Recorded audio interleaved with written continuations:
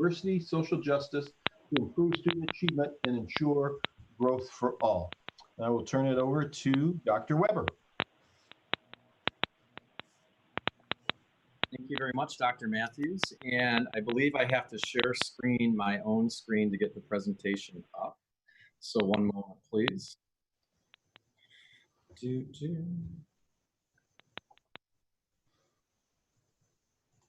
For those of you who have worked with me in the past, you'll know that I really would rather do this sort of thing with you all. So let me share the screen in a second here, and we'll go ahead and we'll be off.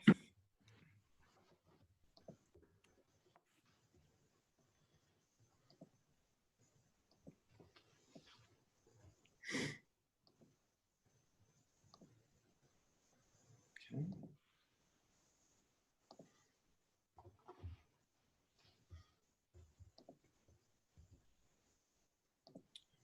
Wonderful. Now let me make sure my partner, Darby Hoppenstedt, is online and available. Ms. Hoppenstedt, are you out there?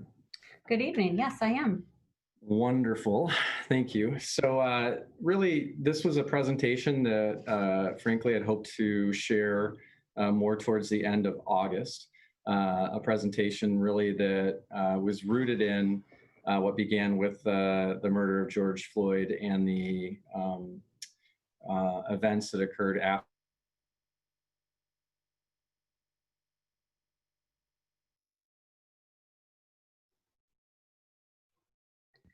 You muted yourself. RJ, you have to unmute yourself.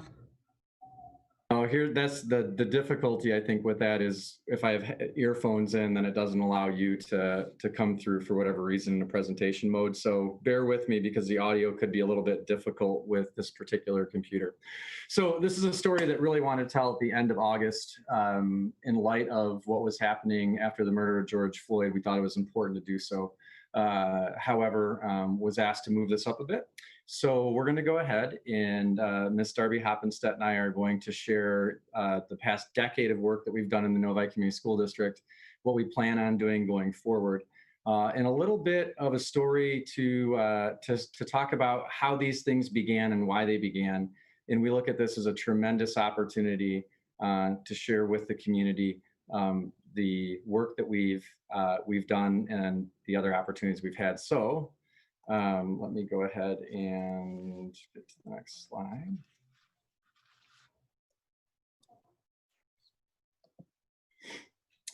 So I am the Assistant Superintendent of Academics for the Novi Community School District. The picture that you have on the upper left-hand side is really how our relationship with Playworks began, and that's me playing jump rope at the Academy of the Americas Elementary School in Southwest Detroit. And I'm Darby Hoppenstedt. I'm the Director of Student Support Services. So really the compelling why of this work and what led us to begin the work is a recognition that while ideas are equal, the opportunities afforded to students in the Novi Community School District were not. We had a Title I audit that occurred in 2009, 2010. Came into the district the second day on the job. I found this audit and it had 27 violations against the Novi Community School District, 6 of which revolved around the fact that we did not have a clear curriculum that parents or students could access. Also a compelling why is conversations with staff, students, and parents around issues of equity. So in 2010 and in 2011, had over 250 conversations with teachers, students, and parents. A common theme that arose is that the demographics of Novi were changing very quickly. However, our teachers felt wholly unprepared to be able to teach as well as they wanted to. So to me, that was a mark of humility on their part. The on-ramp where we began was asking for help. Went to Oakland schools and said, these are the things I see and what we're finding. And that would have been the second week of September of 2010. I was fortunate enough to be given an opportunity to be one of 3 school districts to begin a social justice cohort, a 4-day training. And that was also in conjunction with the University of Michigan. So we jumped at that. Now, for the sake of brevity, I'm going to go ahead and you're going to see pictures on here that tell a story. But because we wanted to and needed to truncate this presentation a little bit. There may be some things dangling out there, pictures that you're wondering what they mean and so on. What I'm hoping is that the board president and superintendent give Ms. Hoppenstedt and I the ability to dig a little bit deeper later on. So on the left-hand side of this, you're going to see our collective leadership and meeting agreements that we have. We use that in the Office of Academics. If you've ever had a meeting with me, you've seen those. And on the right is just a picture that was drawn by Calvin Terrell, which we'll talk about a little bit later. The Arcus Center for Social Justice Leadership in Kalamazoo was actually another part of this origin story, so to speak. I believe in 2012, Ms. Hoppenstedt and I just drove out there and had a conversation with people there around what social justice really meant and what we could do to be a better district with that. In building our constituency support, our community partners such as Oakland Schools, Passon, University of Michigan School of Social Work, University of Michigan Depression Center, Rotary, Novi Public Library, our inter-school councils. And sustainability-wise, we named social justice as a pillar of our community school district at the end of May of 2011. We've demonstrated a yearly commitment to staff and student capacity building. We have a district team of educators to help us lead these efforts, and we have built a multi-tiered system of supports, which again, we'll speak about. Ms. Hoppenstedt will as well. These are again pictures. We've hosted exhibits in the district, race and housing in metropolitan Detroit. This was brought to us by former teacher Seth Furlow and housed at the high school in the right outside the auditorium. On the lower right-hand corner, that's the monument. If you're not familiar with that, that is where we named social justice as a pillar of our community school district, and that's on the lower left. Hadassah came and spoke and about the importance of a name. There's a whole story behind that that we can share as well, perhaps at a later date. So this quote in the upper left-hand corner was a quote that Darby Hoppenstedt, Carol Diglio, and Andy Combe, all employees of the district, saw when we went to a 4-day training by the Great Lakes Equity Center. And this is a quote that means a tremendous amount to me and to so many of us in our community school district. In a world that is unequal across both race and class lines, and in which student populations are increasingly diverse, educators must strive to talk more precisely about which acts help equalize opportunity and for whom. So that would have been in 2014 that we went to that training. On the right side there is a training we did with parents, administrators, and students around anti-racism with Calvin Terrell. Again, going to the right are summer youth dialogues on race and ethnicity, which we'll explain a little bit more about. And then restorative practices is really going to be a linchpin of our work going forward. But I'm proud to say that Andy Combe and Robert Baker, who are in that picture, and myself presented in front of 300 people 2 years ago at Eastern Michigan University about restorative practices and how to integrate restorative practices and circles into schools. So 2010 really was a monumental year in my own life for a lot of reasons, but that Title I audit came, and to me, there was a recognition that our school district could be significantly better. Bobby Murphy was the only person who's on this call who was with me at that time in 2010, and I'll never forget the second board meeting when I came in front of our former school board and told them we're a good district, but we're not a great district. And one of the board members, who's no longer a board member, called the superintendent the next day and asked why they hired me. And I'm okay with that, because we weren't as good as people thought we were then, and I'm proud of who we've become and who we're going to be. So again, here's the monument. This is important on an aligned curriculum, aligned assessment, aligned observation, and aligned instruction story. Oh, Darby, this guy, Roger Fisher. Numbers are convincing and the human story is compelling. Roger Fisher is somebody who was the lead, one of the lead trainers for Darby and I, Ms. Hoppenstedt and I in 2011. University of Michigan intergroup relations, and the point he was making is that, you know, we can talk about the numbers about what we've done, and you're going to hear some of that tonight, what we want to do. But what's really important is the human story. And that has stuck with us and really has been a North Star for when we've worked with students and staff members and parents, is listening to the story and trying to get those stories to come out. So what's critical in this story for us is a guaranteed and viable curriculum for each NCSD student. Remember that we had 27 Title I violations in 2010, 6 of which said we did not have curriculum. That should shock you if you're an educator. It probably doesn't shock you, though, if you know schools and districts and how they work. So in 2011, we began a comprehensive approach to curriculum alignment that is ongoing to this day. It is through this approach that we earned the distinction of being the first district in Michigan with a fully searchable curriculum. You can find that in Atlas. And our approach utilized an inclusive structure that honored staff voice, over 300 teachers working on aligning our curriculum throughout this process.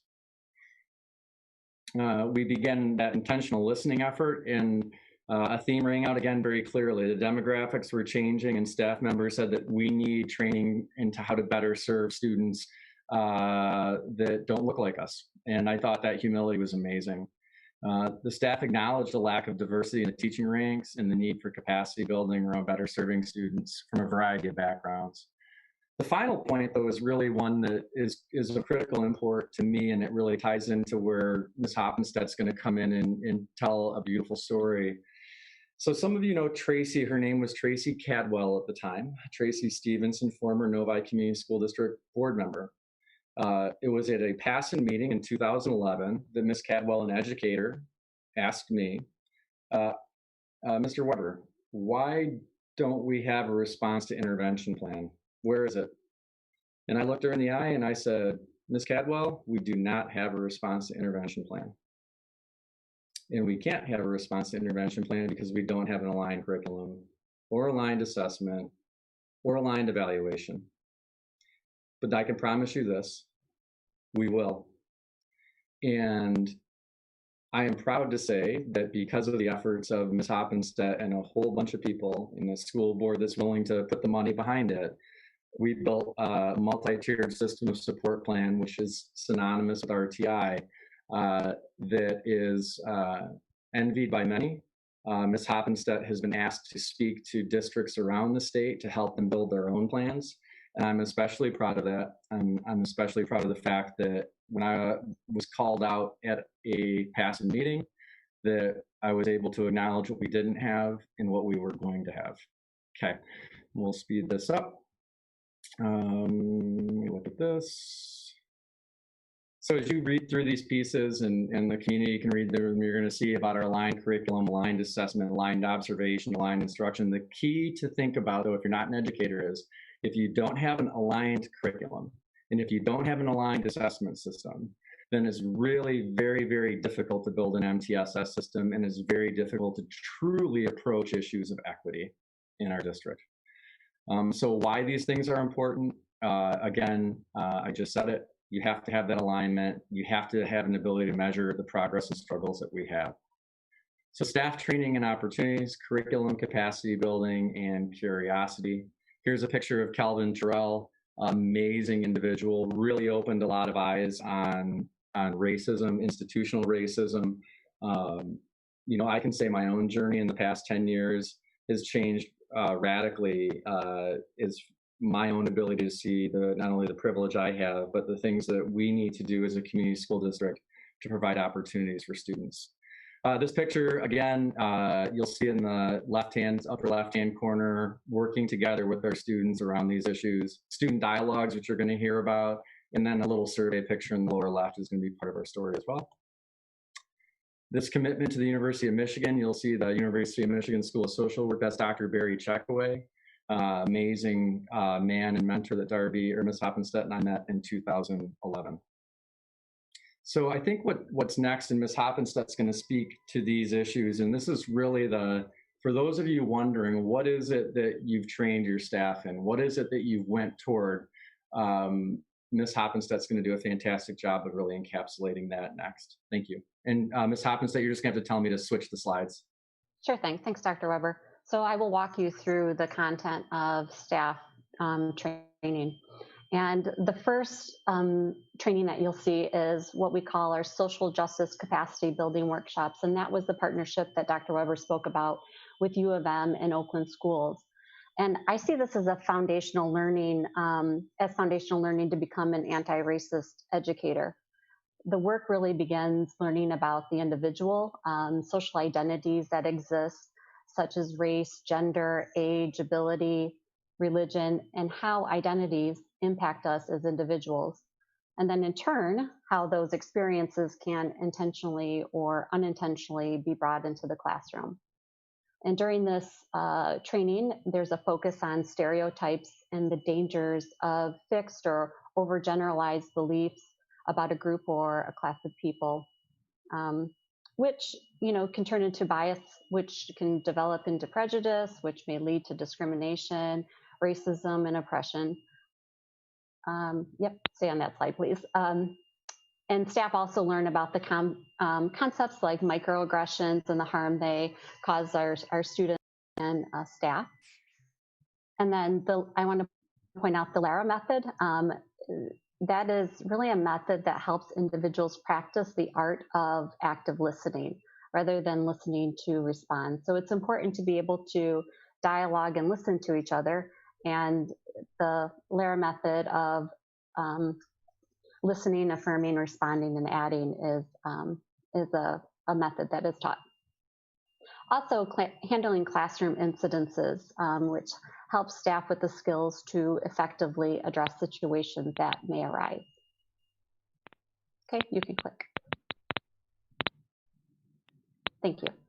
The next training that we offered, so after staff went through the social justice capacity building training, they were hungry for more. And so we collaborated with U of M to offer training that builds upon what they learned at an advanced level.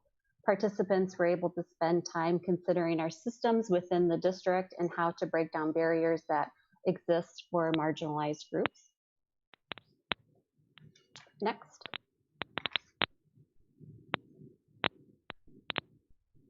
And you can see more of the focus for Social Justice 401. Okay, next.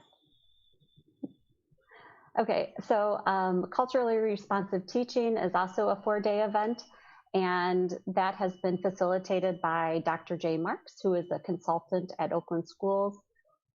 The overall focus of this 4-day training is focusing on creating inclusive learning environments and developing and executing multicultural curriculum.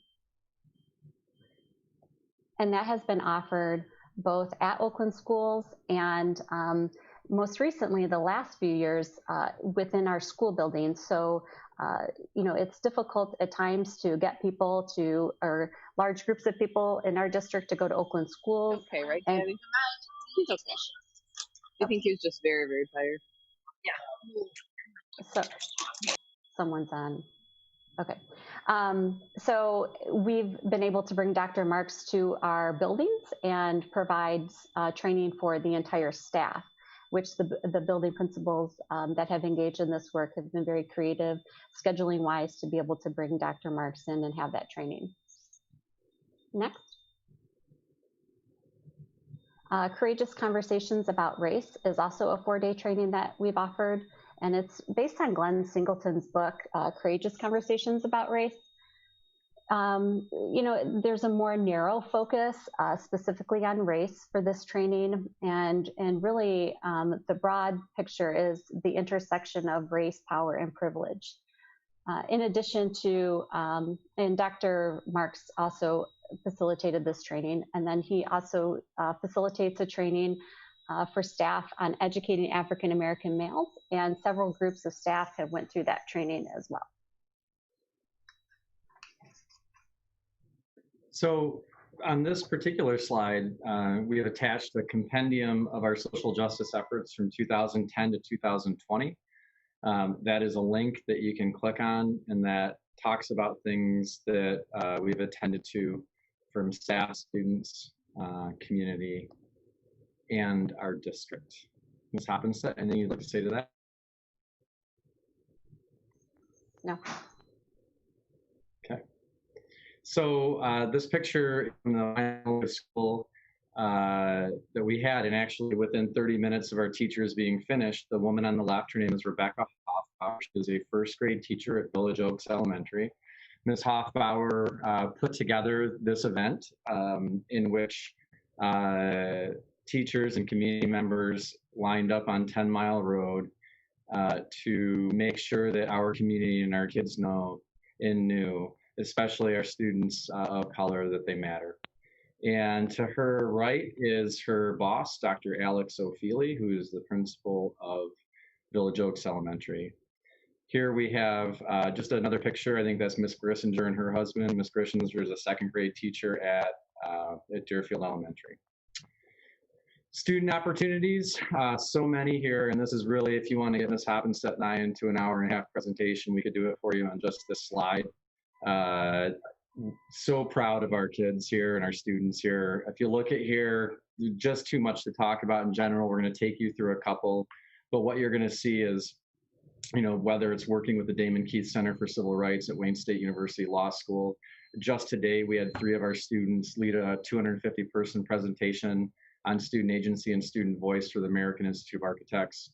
In January, our students led a presentation to every superintendent in the state of Michigan, and it was just a magic. This picture right here is Impact. Impact is our 2-day professional development that we offer. And if you really, I want you to key in on the agenda. And if you look at student dialogues, which is the second kind of line down on the grid, every single teacher and administrator, over 400, went through a 75-minute capacity building exercise led 100% by our own children and what it's like to be a student in their classrooms. When Ms. Hoppenstedt and I talk about this, people from around the country, their jaws hit the ground. They've never heard anything like it. And so incredibly proud of our students. And this is actually rooted in survey work that was done, which we're going to share with you a little bit, that our students co-created the survey. Our students then took that survey and built professional development opportunities on top of that. The Summer Youth Dialogues on Race and Ethnicity in Metropolitan Detroit. The Novi Community School District has sent 8 years of cohorts to this program. And what this program does is, there'll be an explanation and further slides on it, but it's very, very powerful. And here's a picture of that power happening, where our kids and our students are actually leading real dialogue and constructive dialogue around what it takes to make our schools better. And I can't not compliment Ms. Darby Hoppenstedt for this. Many of the kids you see in this picture are students that she met with tirelessly through the summer to help them prepare. It's pretty scary if you think about it as a student to go ahead and now teach your teachers. I think this slide is very powerful. And this gives you a little taste of the survey that our students built. So the question on this slide is, how many of my teachers, question mark. And then you see 1, 2, 3, 4, 5, 6. So this was aimed at middle school, high school. We do give this survey to our 5th and 6th grade students as well. But this gives you an idea from the student participants and the numbers of people who took this, or kids who took this particular survey are on the right. Over 9,000 students have taken this survey. But this slide was used in professional development that our students did with every administrator in the district in 2019 November. Darby, anything you'd like to say to this? No, thank you. And pictures again, that event that we did in the upper left-hand corner is after we ended up fish bowling, which fish bowling meant the kids were able to tell their story and we listened. We were able to get in and tell our story and they listened, and then they led dialogue. On the right-hand side is Suniti Makhtar, and she was on the AIA call today. On the lower right, that is students from the Detroit Public Community School District, the Novi Community School District, and the Dearborn Community School District, as we got together to work on the presentation for MASA. In the lower left-hand corner is a group of students preparing for our summer work. More pictures, because I really think it's important that we see the joy in this. And the joy in this is the fact that when we empower our students to step up and to have agency and really allow them to ask questions that might make us feel uncomfortable or push us to think differently about issues, whether it's gender or race or sexuality or religion, that it helps us be a better school district. And what I want you to see in these 3 pictures is the smiles. There were very difficult conversations had in each 3 of these different pieces. And if we believe in our students to help ask those questions and help us be better as adults, we're going to be significantly better off. So staff and community opportunities. Just again, being cognizant of time here, opportunities to build capacity around this. There are many pieces, and perhaps we can come back and speak to this at a later date. Something that's really near and dear to Ms. Hoppenstedt and I's heart is Feed the Need. It's something that we had the good fortune of co-creating. Ms. Hoppenstedt went ahead and pitched this idea to the ministers in Novi and walked out of there. And before we knew it, we were off to the races and helping Rotary create this. And really, it's that simple ethos of what happens when you get together and break bread with each other and you get to learn about each other and who people are, and providing these types of things to close the gaps that are obviously in our society. Communication camp, we can talk about perhaps at a later day. You can read about what it is. I know former president of Passon, Ms. Paula Henry, came and vehemently supported communication camp at a time that our school board was not willing to continue with it. Playworks is an organization that we've engaged with and is going to be a huge part of what we do when we come back to school. And what it does really is it focuses on these issues and aspects of respect, inclusion, healthy play, and healthy community. And what we know is play is that universal language that can bring us together. And we're excited about having Playworks back in the fall. Student dialogues course at the high school. We had a student dialogues course at the high school. Seth Furlow and a number of students built it. It was very successful as far as enrollment. We had many, many people. Unfortunately, we ran into some situations where school board members at the time did not support the course. I do think this video is worth showing, and then we'll go ahead and get ready to close this down, but this will help you understand about restorative practices. Our world is changing at a breathtaking pace. Social patterns that have long characterized human life are changing dramatically around the globe, diminishing social bonds within families, schools, workplaces, and communities. But humans are hardwired to connect. Just as we need food, shelter, and clothing, we also need strong and meaningful relationships to thrive. With all this in mind, what is restorative practices? Restorative practices is an emerging social science that studies how to strengthen relationships between individuals and within communities. When put into practice, the effects are profound. In schools, students experience greater safety and sense of belonging, resulting in improved behavior, less bullying, and less violence. In workplaces, leaders facilitate direct communication among staff and address conflict as it arises. The result is higher performance, greater accountability, and effective collaboration. In criminal justice, new options allow victims and offenders, friends and family, to repair the emotional harm caused by crime. Throughout our neighborhoods, restorative practices give regular people more voice in the issues that matter most. In a nutshell, restorative practices is the science of relationships and community, where individual daily interactions have a big impact on the world around you, at your job, with young people, and throughout your community. How we relate matters. This video was brought to you by the International Institute for Restorative Practices. To learn more, attend our flagship event, Basic Restorative Practices. So the important part of restorative practices is really we brought this to the district in 2014. I've had a long-standing relationship with the ACLU, was fortunate enough to get some really amazing people from the ACLU to come speak to our administrators about the school to prison pipeline. We did that in conjunction with Calvin Terrell to help educate our staff about institutional racism and the impacts especially on African-American students. We then worked hard to build restorative practices into our culture at the middle school and train every high school teacher. The restorative practices will be a critical aspect going forward with our plan to address what's happened in the pandemic with our students, as well as issues of race and well-being. We know that it reduces the number of out-of-school suspensions, and we believe each student will benefit from these processes. Now, multi-tiered system of support. Ms. Hoppenstedt's going to speak to this for a bit. I would like to say that the interesting piece of the story is the Novi Educational Foundation supported the inception of Playworks, the inception of our work with Haven, the inception of our work with restorative practices. And so they have been a wonderful partner in helping us to get things moving.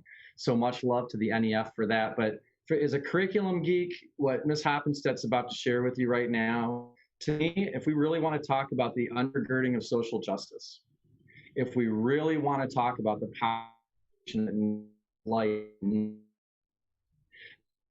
that we have to provide an equitable opportunity for each student in our system to succeed. And these are not just words or platitudes or whatnot. This is the absolute core of why education is an amazingly liberating tool, and why we chose the term social justice in this district over the term diversity 10 years ago. The term social justice pushes people, in my mind, to think of things like gender, religion, and sexuality, and that are very important. But now let's get into the good stuff here on why I get so excited about the work we're doing in Novi. And I'll say it again, she'll never say it. There is no way this happens without Ms. Hoppenstedt. Thank you, Dr. Weber. I appreciate that setup. So this is really our equity work, and MTSS is designed to provide students with what they need to be successful, both academically and behaviorally. I have added Michigan Department of Education's description about the framework, but if you'll click Dr. Weber, I will show you our representation for NCSD of our framework. And I won't go into great detail into each tier, but as we move up the triangle, basically we intensify and individualize our supports for students. And you know, I think that most recently, and I'm super proud to say this, that Ms. Adva Ringel, our supervisor for the English Language Development Program, has developed intervention for our English learners. I believe it's the only type of intervention service of its kind in the state. So that has been a beautiful add to the work that we've already been doing, and it adds another layer of support for our English language learners. You can click to the next slide. And so in order to have a robust system, we have to have a continuum of intervention services, and really to close skill gaps that exist and build confidence in our students. Oftentimes students that are 1 or 2 grade levels behind lack the confidence, and they obviously need the work, the individualized support to close the gaps that exist. And this is really, we're focusing on our bottom 30% of students. We also have to have, go ahead. We also have to have human resources in order to support our framework. So we are exceptionally fortunate to have full-time literacy specialists in each building. We have full-time math specialists. This past school year was the first time we had a full continuum math specialist in the district, which is it's amazing. And then I mentioned social workers. And then in addition, the English language teachers that support our English language intervention. We focused heavily on early elementary. You know, our kids come to us in kindergarten with a range of skills. Some can read already, some are not able to identify letters or numbers, and it's important to provide those services as soon as data shows that there's a need. And that's really the beauty of MTSS, is to utilize our assessment system to identify which students are in need and to be able to immediately respond. And I neglected to mention our student support coach, which we hired at our high school. Okay. Dr. Weber.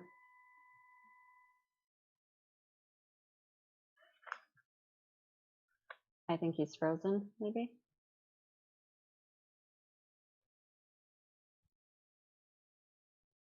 So, and what I'd like to add to this story is that this is, if you're not an educator, I want you to know that this is unique. If you are an educator, you know how incredible this system is. And this is because we've had school boards and community that support this. I tell my colleagues that we have intervention support K-12, and that support is rooted in assessment that we have deeply embedded, and that our curricular supports tie in with this level of support. And then with the addition of, again, pushing 1/3 of our students are English language learners in the Novi Community School District, building a parallel level support for students who may need more time to help their beautiful ideas come out. This really is a stunning piece of what we do. So we're going to go ahead and let you and everyone know that we will continue to go toward the needs our students have, educationally, emotionally, and physically. We as a district will expand our efforts on race, trauma, student agency, and community discourse. Had we had more time tonight, I would have loved to have shown you how we've already attended to those pieces. But I'll never forget a conversation that Dr. J. Marks had with me in 2011.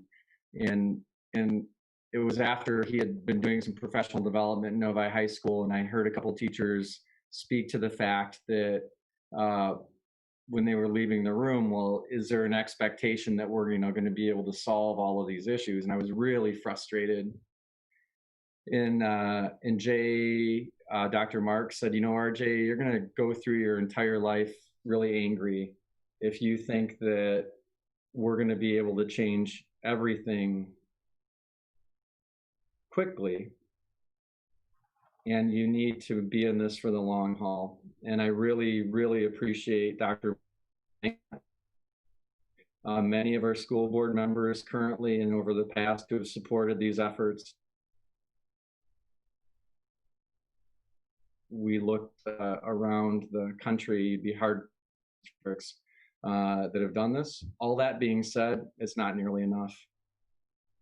Sorry to bum you out, but we have so much more we can do, so much more we need to do. Think back to that quote about how precisely we talk about who has opportunities and who does not. So I appreciate the time tonight. We're going to sign off here in a second. I'd like to thank you for your time. Hopefully we'll be afforded more time to speak about this. I live in the community. People find me at the pool. That's no problem. And I'll talk a cup of coffee with anybody at any time who wants to have a substantive, respectful dialogue and genuinely want to speak with an open mind and try to do as well. With that said, I know Darby, you have a few things to say. So I just wanted to very briefly address, I know that there is the community petition that was brought up, and we'll hear more about that tonight. I'm looking forward to that. Initially I was a bit defensive, but after pausing and thinking about the big picture, I said to myself, this is a coalition of students, parents, and community members who want what I want. They want what Dr. Matthews wants, what Dr. Weber wants. And so many of us in the Novi Community School Districts. And I firmly believe that in time of struggle, there's great opportunity. So coming together with the coalition is an opportunity to further our work. And for that, I am exceptionally grateful. As we've shared, we've done good work around social justice and our anti-racism work. But, as a community school district, we've been, quite progressive. We need to do better, and we can and we will. So as Dr. Weber mentioned, this is a journey, and I think that now there's a greater urgency than ever before, and I'm really just thankful and grateful to be a part of it. Thank you, Ms. Hoppenstedt. Thank you for all the work you put in as well in the long haul of this. Absolutely, and I want people to know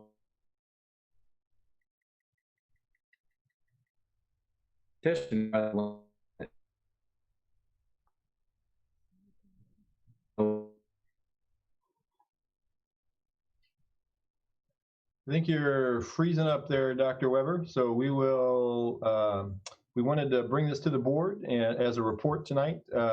If the board has additional questions, we would encourage you to. You understand it is not up to, or it's not about you, in the sense of those feelings will come. But one of the biggest things that I would say that I've learned is that we need to work on ourselves before we can work on what we need to do going forward with everything. So we have a long way to go. It's absolutely unacceptable that George Floyd, frankly, was murdered for passing a $20 counterfeit bill.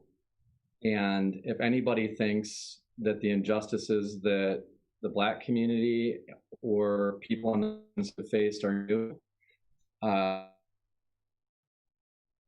these cameras are what has been present in our society for far too long. I cannot wait for the opportunity to get better and to go forward. And the commitment that the Novi Community School District has is to do that beside and with our community. So thank you for your time. If there are any questions from the board, happy to entertain those. I believe we did our very best in truncating what was going to be an hour and a half into about 33 minutes. Thanks. So we would encourage the board, if you have questions, to reach out to either Dr. Weber or Ms. Hoppenstedt or to myself. And we will bring back some of these topics over the course of this 2021 school year to dive a little deeper with the board into those. So that's our report this evening, Dr. Ruskin. Thank you, Dr. Matthews. Dr. Weber and Ms. Hoppenstedt, I would just like to thank you, and I would like to thank you for putting your report together sooner than anticipated. We all know the urgency, and I think that it's really was really great that you could bring that forward. We could begin to tell our story. We know it's the beginning of a journey.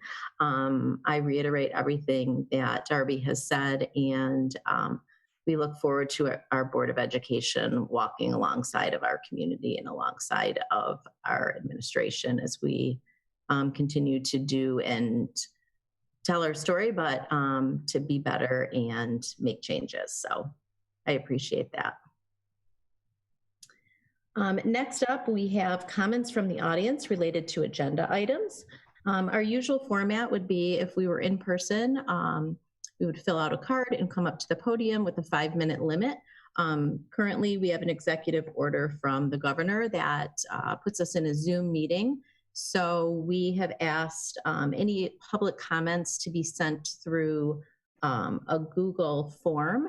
I do know that Dr. Matthews has 50 plus comments from the audience tonight. I believe that they will all fall within the 5-minute time frame. I haven't heard that that's going to be an issue. So Dr. Matthews, if you would like to begin and read those to the Board of Education, that would be great. Thank you, Dr. Ruskin. The first comment is from Sharon Trumpy. My family moved to Novi in 2012, guided primarily by our desire to live in a diverse community. When we looked at Novi schools, we were impressed to see classrooms full of Black, brown, and white students from all over the world. We heard about the many languages spoken in Novi homes, 71 according to the current NCSD website. Here we thought was a school district and community that would embrace and support both our sons, one Black and one white. The week we moved here, I met a friendly mom who lived not far from me. When she learned we were new to the area, she told us how much we would love it here. She worked for the school district and her children attended Novi schools. With a big smile on her face, she gestured at my Black son and said, "And no worries, my kids have Black kids in their classes and they don't even mind." I think about this all the time. They don't even mind. Sometimes I feel like this is representative of our overall experience here, a tolerance of diversity. But I'm not asking for my child to be tolerated by the community. I want him to be recognized as a member of the community. I am not interested in whether you have taught your child to be kind to mine despite his Blackness. I want all of our children to learn that Blackness is to be celebrated and that kindness is not kind when it values white comfort over Black dignity. I'm not interested in whether the school district website features a smiling Black child walking into school. I want my child to walk into schools where he sees Black educators and professionals, where he learns that his history is our history, where he reads books not just about Black pain, but about Black excellence, Our Black and brown students are not props, not statistics. Our district's diversity does not insulate us from racism. Instead, it should call us to anti-racism. Now you may be thinking, but Sharon, have you looked at our district goals? They say unity, also equity, diverse, and culturally competent. I am glad for this outspoken commitment to these values. I am thankful for the Diversity, Equity, and Inclusion Committee and their current 21-day anti-racism challenge. I'm appreciative of the district's work around social justice and mental health, as Dr. Weber and Ms. Hoppenstedt shared with the board tonight. And I am here to boldly tell you the time to do more is now. I am asking that the district recognize that Novi is not immune from racism. If mental health is important to the district, recognize that your Black and brown students' mental health is impacted by daily systemic racism. If social justice is valued in Novi, recognize that there is no justice unless there is justice for all. A commitment to anti-racism will not just benefit my Black child or any other Black and brown children in our schools. All our children will be better for the diverse world around them when they're educated about our true and imperfect history and their ability to make our community even better for all of us. You will hear comments from many community members today. Some of them will speak to specific goals for our district. Some may choose to entrust you with their personal experiences of racism, and some will amplify the voices of others who ask for their stories to be shared with the board anonymously. Board members, administration, community members, you can listen to these voices as an indictment or an invitation. My intent tonight is to issue you an invitation, both an invitation to reflect on all you have already done and an invitation to commit to do more, both an invitation to have pride in the excellent school district you lead and an invitation to recognize that excellence requires continuous work, both an invitation to say that these demands will be challenging and an invitation to recognize your role in meeting these challenges. Thank you for all you have already done for my children and for all the children in Novi. Now come join me, come join us to do even more. The second comment is from Taylor Banks. As an alumni of the Novi Community School District, I am speaking in solidarity with those who signed the petition I present to you now. To Dr. Matthews and members of the Novi Community School District Board, as Novi residents, Novi Community School District alumni, current students, and allies, we as a community condemn the violent acts manifested by systemic anti-Black racism and police brutality in this country. It has been clear for quite some time that dismantling systemic racism must occur at every level of society, including and especially public K-12 education. We are writing to address the ways the NCSD environment harms Black students and students of color, as well as bring attention to the urgent need for social justice and anti-racism K-12 education that has been neglected by NCSD thus far. Various alumni now and in years past have come forward to call out the racism in the NCSD environment, to which NCSD has unacceptably made little response. The K-12 education we received in Novi schools left us woefully unprepared to understand and confront systemic racism in America. Without a thorough K-12 education on systemic inequities and how to tackle them, we continue to send students into the world complicit in, and in some cases, perpetuating these injustices. We cannot let any more graduating classes leave NCSD without an accurate understanding of such historical and existing systemic injustices, how to recognize them, and how to begin dismantling them. And importantly, for Black students going through our schools, we must end the continued racism and injustice of both Novi's achievement gaps and disciplinary system. Therefore, we demand the following immediate actions to be taken by the NCSD School Board. 1, include social justice and equity as the 5th of NCSD's district goals to guide all current and future curriculum and faculty development. 2, release a specific detailed plan to hire and retain teachers of color, specifically Black, Latinx, and Indigenous educators, as well as establish leadership positions at the school board level and at each NCSD school dedicated to social justice, diversity, and equity. 3, plan and implement professional development trainings for all NCSD staff and faculty on anti-racism, tackling implicit bias and racial equity. Ensure that there are specific, safe, and actionable mechanisms put in place for faculty experiencing racism and bias to report it. 4, include courses on social justice, anti-racism, and community organizing in Novi high school curriculum, as well as address anti-racism in every year of K-12 curriculum. 5, review existing world history, U.S. history, and social studies curricula to ensure that NCSD is teaching accurate history that recognizes injustices and is not influenced by white supremacy. 6, release a plan to audit and diversify school library books that students have access to and are assigned to read in class, including expansion to anti-racism texts and more books by authors of color. Release and implement a specific plan to address the achievement gap between Black, Hispanic, and Latinx students as compared to other students as indicated by the top 30, bottom 30 analysis by the Michigan Department of Education. 8, release and implement a specific plan to address the disproportionate and racist disciplinary actions taken against Black students who make up only 8% of the district students, but 27% of the district's out-of-school suspensions, according to ProPublic's 2018 Miseducation Project. End the involvement of the Novi Police Department in NCSD disciplinary actions and address the racism that causes such disproportionate disciplinary action at its root in schools. These demands are to be met at these demands are meant to be the beginning of an ongoing discussion wherein we center the voices of people of color, specifically Black people, to ensure all 8 goals are met efficiently and effectively. Various Novi residents, alumni, and current students welcome the opportunity to work with you to achieve our goals together. Cameron Banks. To the Board of Education and NCSD administration, Taylor Banks just shared with you the text of a petition asking you to hear our voices and to end systemic racism in our schools. I am here to voice my support for this petition and to share the community response to this petition. As of 1 p.m. today, the petition had been signed by 599 people. The majority of the supporters were alumni of Novi schools or current students. About 25% of the supporters were Novi residents and parents, and the remainder of respondents were Novi educators.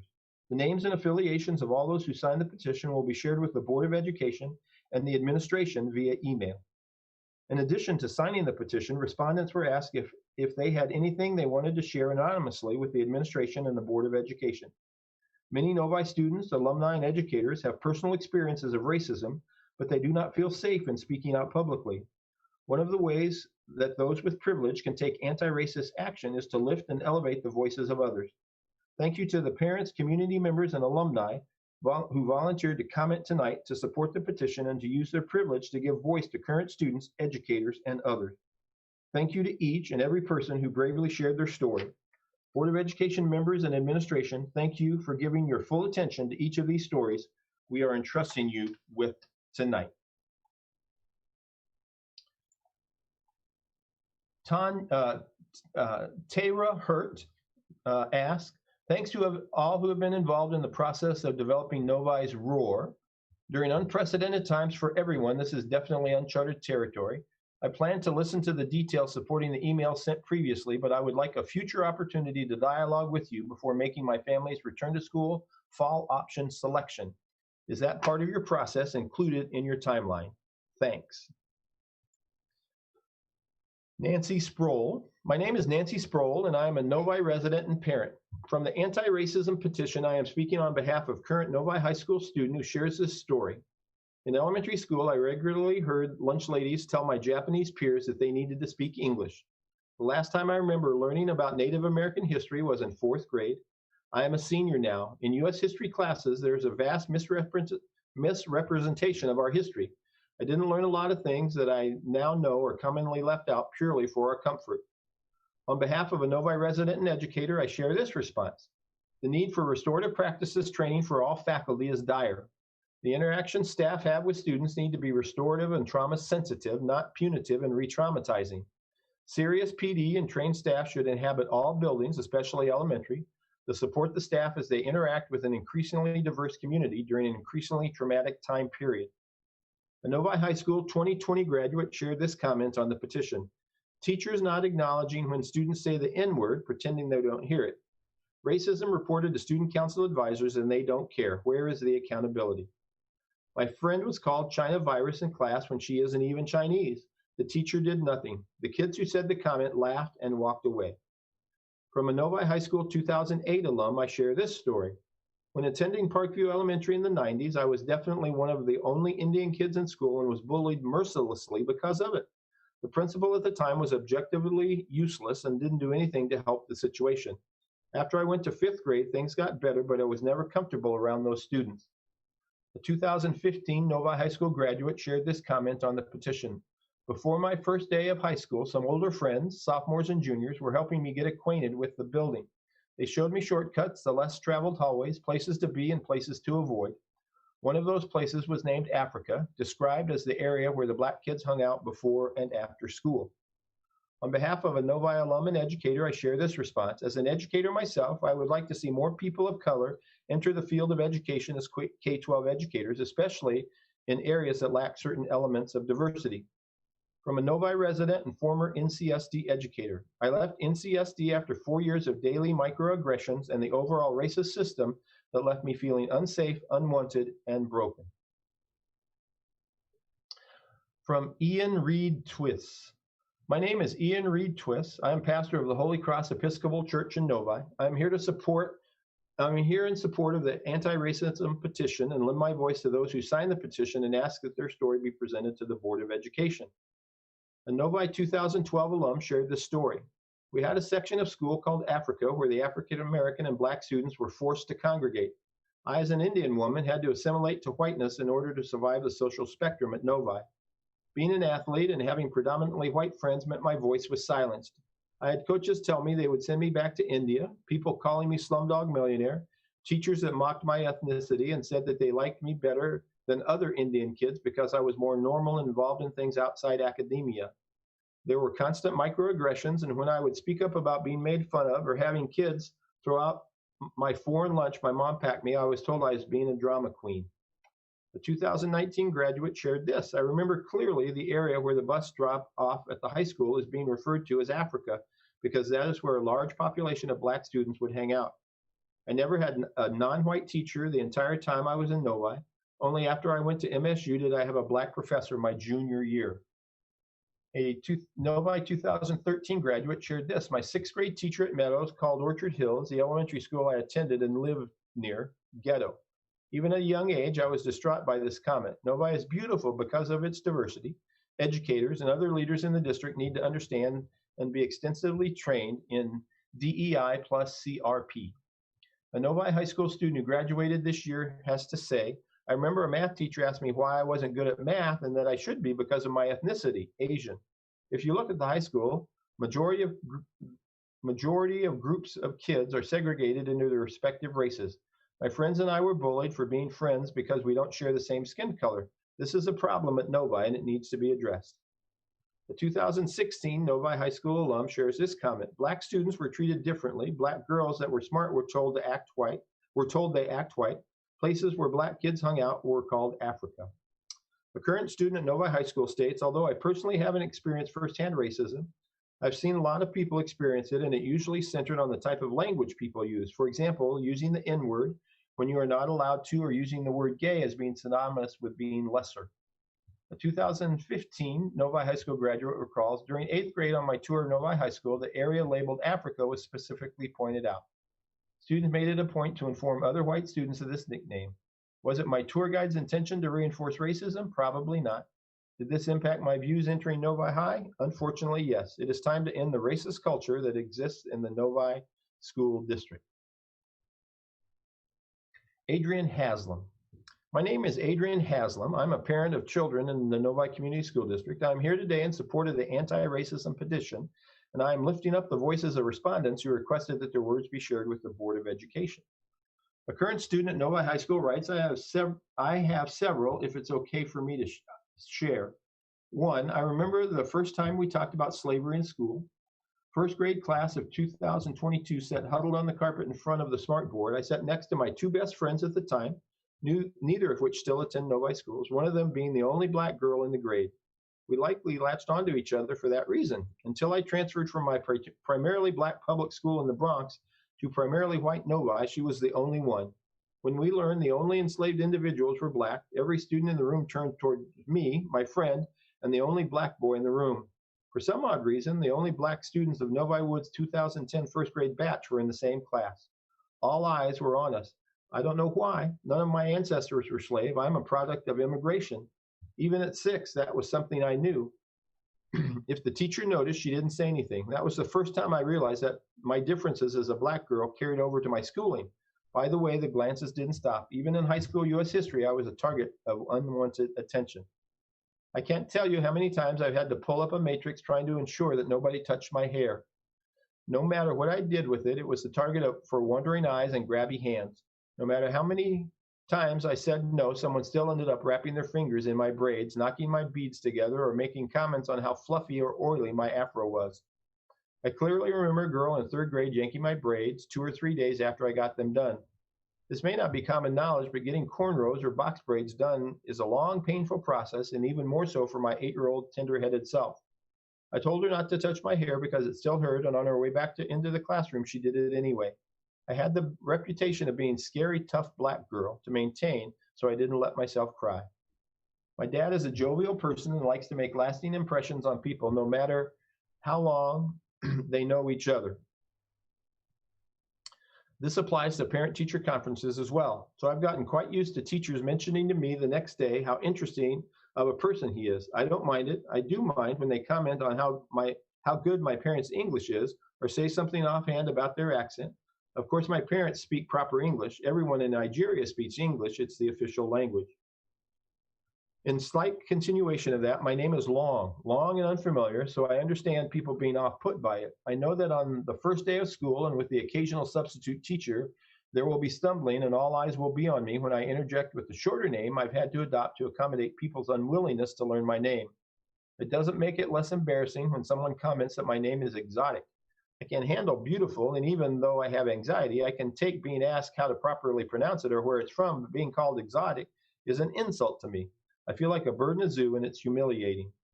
Being a black student in advanced courses is hard. I've done it my whole life, but it's still hard. I get sideways glances because I'm the only one in the room who looks like me. I've heard someone whisper that they think I cheated on my test out. It's hard because everyone expects you to fail, so you're working overtime to prove yourself capable. There's a constant spotlight on me because even more than usual in other people's eyes, I don't belong. And to not do well is to be what others think I should be, but I'm so much more than that. It's difficult to make others see it. Even teachers and counselors have tried to stop me from pushing myself. I didn't realize it first until my mom pointed it out to me, but it was likely because of the preconceived notion that as a black student, I'm not as likely to do well. It feels like everyone else is told to reach for the stars, but I am given the silent reminder that they think it's too high for me. This student had a lot to say. Her other comments will be voiced by Betsy Bodine.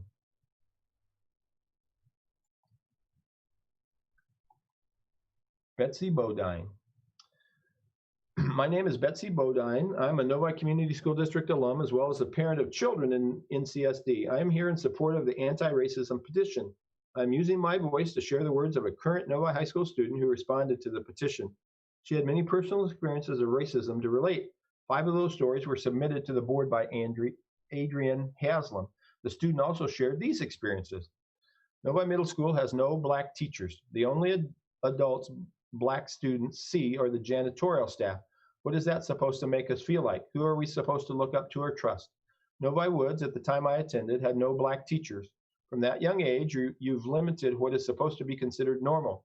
The lack of diversity assigns a silent stereotype that carries over until it's broken by what would then be considered the exception. My teachers are all white except for janitors are normally black, but now there's a black person teaching my class. That's a dangerous idea to enforce and a worse idea to instigate. In 4th grade, we were supposed to sing a song about the Constitution's preamble. The song we used had a rap part to it. The music teacher had us choose collectively as a grade who wanted to do it. Someone brought up the fact that the black boy I mentioned before should do it because he's a good rapper. Mind you, he'd never rapped in front of us before. They only said this because he's black and that's what they expected of him. I don't know what other classes thought, but mine came to a unanimous decision. He's a good rapper because he is black and therefore he should rap. The fact that a system was so well cultivated that it instilled the idea in a group of 9-year-olds scares me to this day. It's likely a state-regulated decision, but until 7th grade, the only time I ever heard about black people in history was because of slavery, Martin Luther King Jr. and Rosa Parks. How was I supposed to grow up thinking I could be more than a janitor when I didn't hear anything but oppression and helplessness tacked on to the narrative of my people? Why were their founding fathers so consistently praised when Thomas Jefferson wrote, "All men are created equal," with the same hand he beat and raped slaves with? We learned nothing of other religions until we were 12 or 13. Nobody knew where any countries in Africa were. Some didn't know Africa itself wasn't a country. It came as a shock to some people how much potential lies on the continent. Mansa Musa was unheard of, and I still to this day get nasty comments on how my family is only able to afford living in my neighborhood because we're Nigerian scammers, and how my parents grew up in huts and were dirt poor. Having a Eurocentric education does nothing but narrow our horizons. Teach us about powerful BIPOC, that's Black Indigenous People of Color. Teach us about who created algebra. Tell us the truth about Thanksgiving, because we all know it wasn't a friendly feast. Educate us on the corpses on which this nation's foundation was laid, and teach us early. Dismantle stereotypes early. Don't throw in small things like where are you from and say Novi acknowledges diversity. This district is too diverse for its students not to know Indian isn't a language, and pulling your eyes back is ridiculously offensive to those of Southeast Asian descent. I may have gotten carried away, but these were just the things I could think of off the top of my head. Diva Sidar. My name is Diva Sidar. I'm a graduate of Novi Community School District and currently a medical student at Northwestern. I'm speaking out in support of the anti-racism petition and lending my voice to share the stories of petition respondents. A 2017 graduate of Novi High School wrote, I was not even aware as a white student that the area and school fellow students called Africa could be taken as a racial slur. This level of white privilege is astounding and should not be allowed to continue any longer. A 2020 graduate of Novi High School had this to say about the anti-racism petition. To be quite frank, I hope this is seen with the rest of the submissions because it will be quite different. I believe that most of the points made in this article are poor as they are racist in themselves. Why must we read books written by Black authors, hire teachers that are Black, or any other action that supports the Black community simply because they are Black? I completely support the Black Lives Matter movement, however, not the organization. Teachers need to be employed based on merit. This is the final word. It should not have to do with race. I am all for hiring non-white staff as long as they aren't being hired because they are not white. Docs like this are generated by a couple of students and they do not accurately portray the thoughts of the whole student body. However, if anybody disagrees, they are somehow automatically a bigoted racist. Docs like this are scary to people like me who do not think like the machine in America is trying to make them think. Docs like this are far more diverse than our mislabeled systemically racist school district. Another Novi High School alum states, Novi is and always was full of privileged white and Asian, especially South Asian students, who threw around keywords like diversity and intersectionality when they needed to get into university, but are completely silent in the face of actual racial injustice. I know of several Novi alum who have freely thrown around the N-word despite being informed of the implications of using the word. These same students have received IB diplomas from Novi.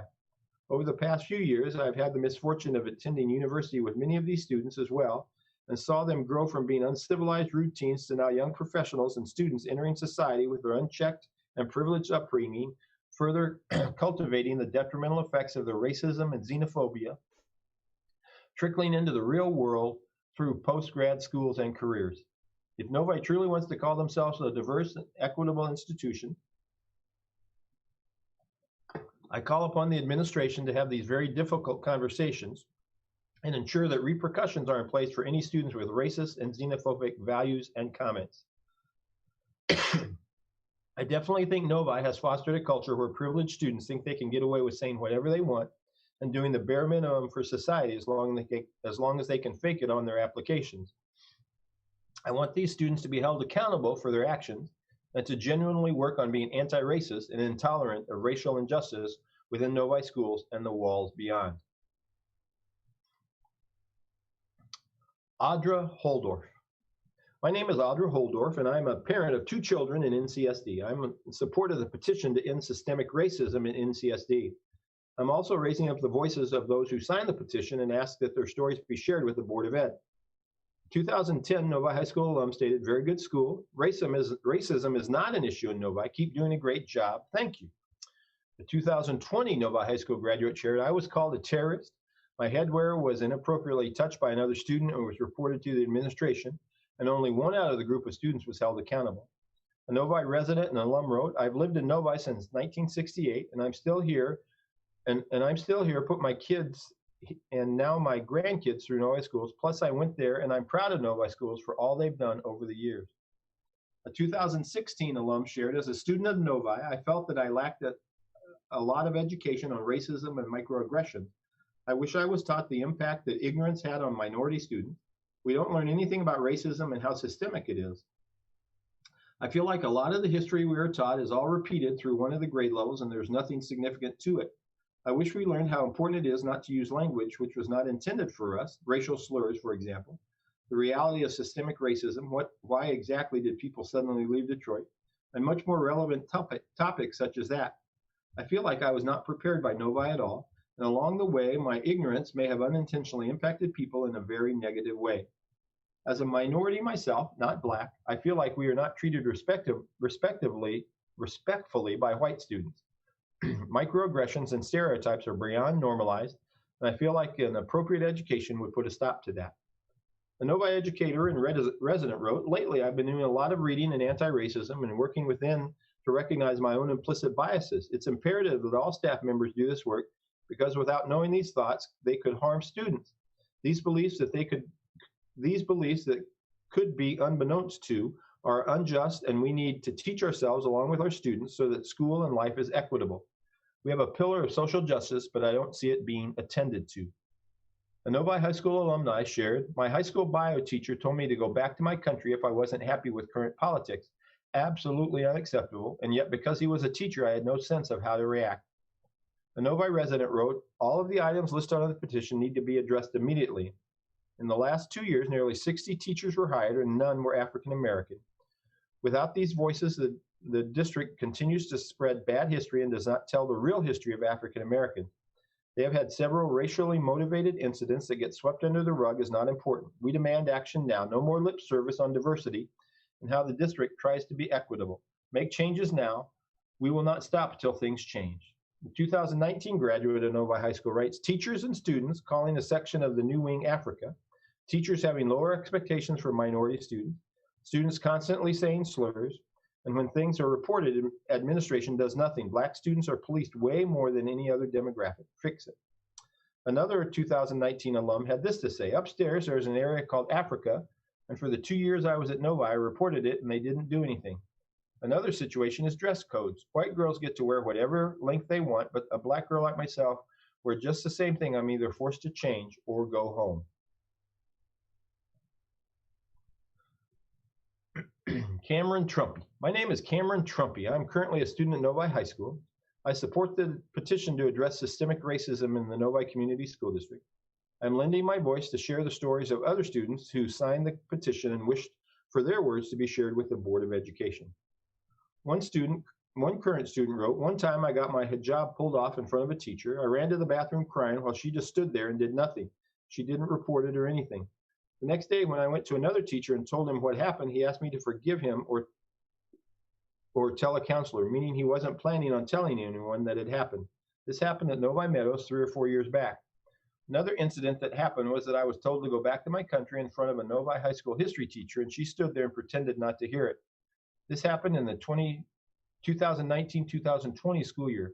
Going back to my Meadows experience as a hijabi, my teacher always looked at me while reading anything about the Middle East, even though I told him multiple times I'm Asian, Pakistani, and then not from there. To me, this is an example of pure ignorance by that teacher choosing to ignore my corrections. Another incident is that I always felt misunderstood as an Asian American at Novi, which really shouldn't be happening as Novi has such a big Asian population. I always feel like I have to explain my culture and educate the faculty at Novi on how my culture works, and they always seem so ignorant about how the basic Desi culture is, even though it's a school full of Desis. Another current student had this to say. I remember in middle school and in high school, I would have male substitute teachers or just regular teachers, white men, and during class, they would make me feel invalid or make another girl feel invalid or wrong by praising the boys in our class, praising them by talking about how able they are, be more like the boys. I hate that so much. I should, and every other girl should not feel like they're not good enough because they aren't one of the boys. Another student at high school shared, I've been going to the Novi Community School District my whole life, and I was never taught about social racial injustice growing up in school. It is sad that most of my information towards this topic came from sources that were not school related, and I think it's important that kids grow up knowing better in order to help stop the problem. Kids are taught young right from wrong, therefore K-12 sets up a moral code for the rest of their life.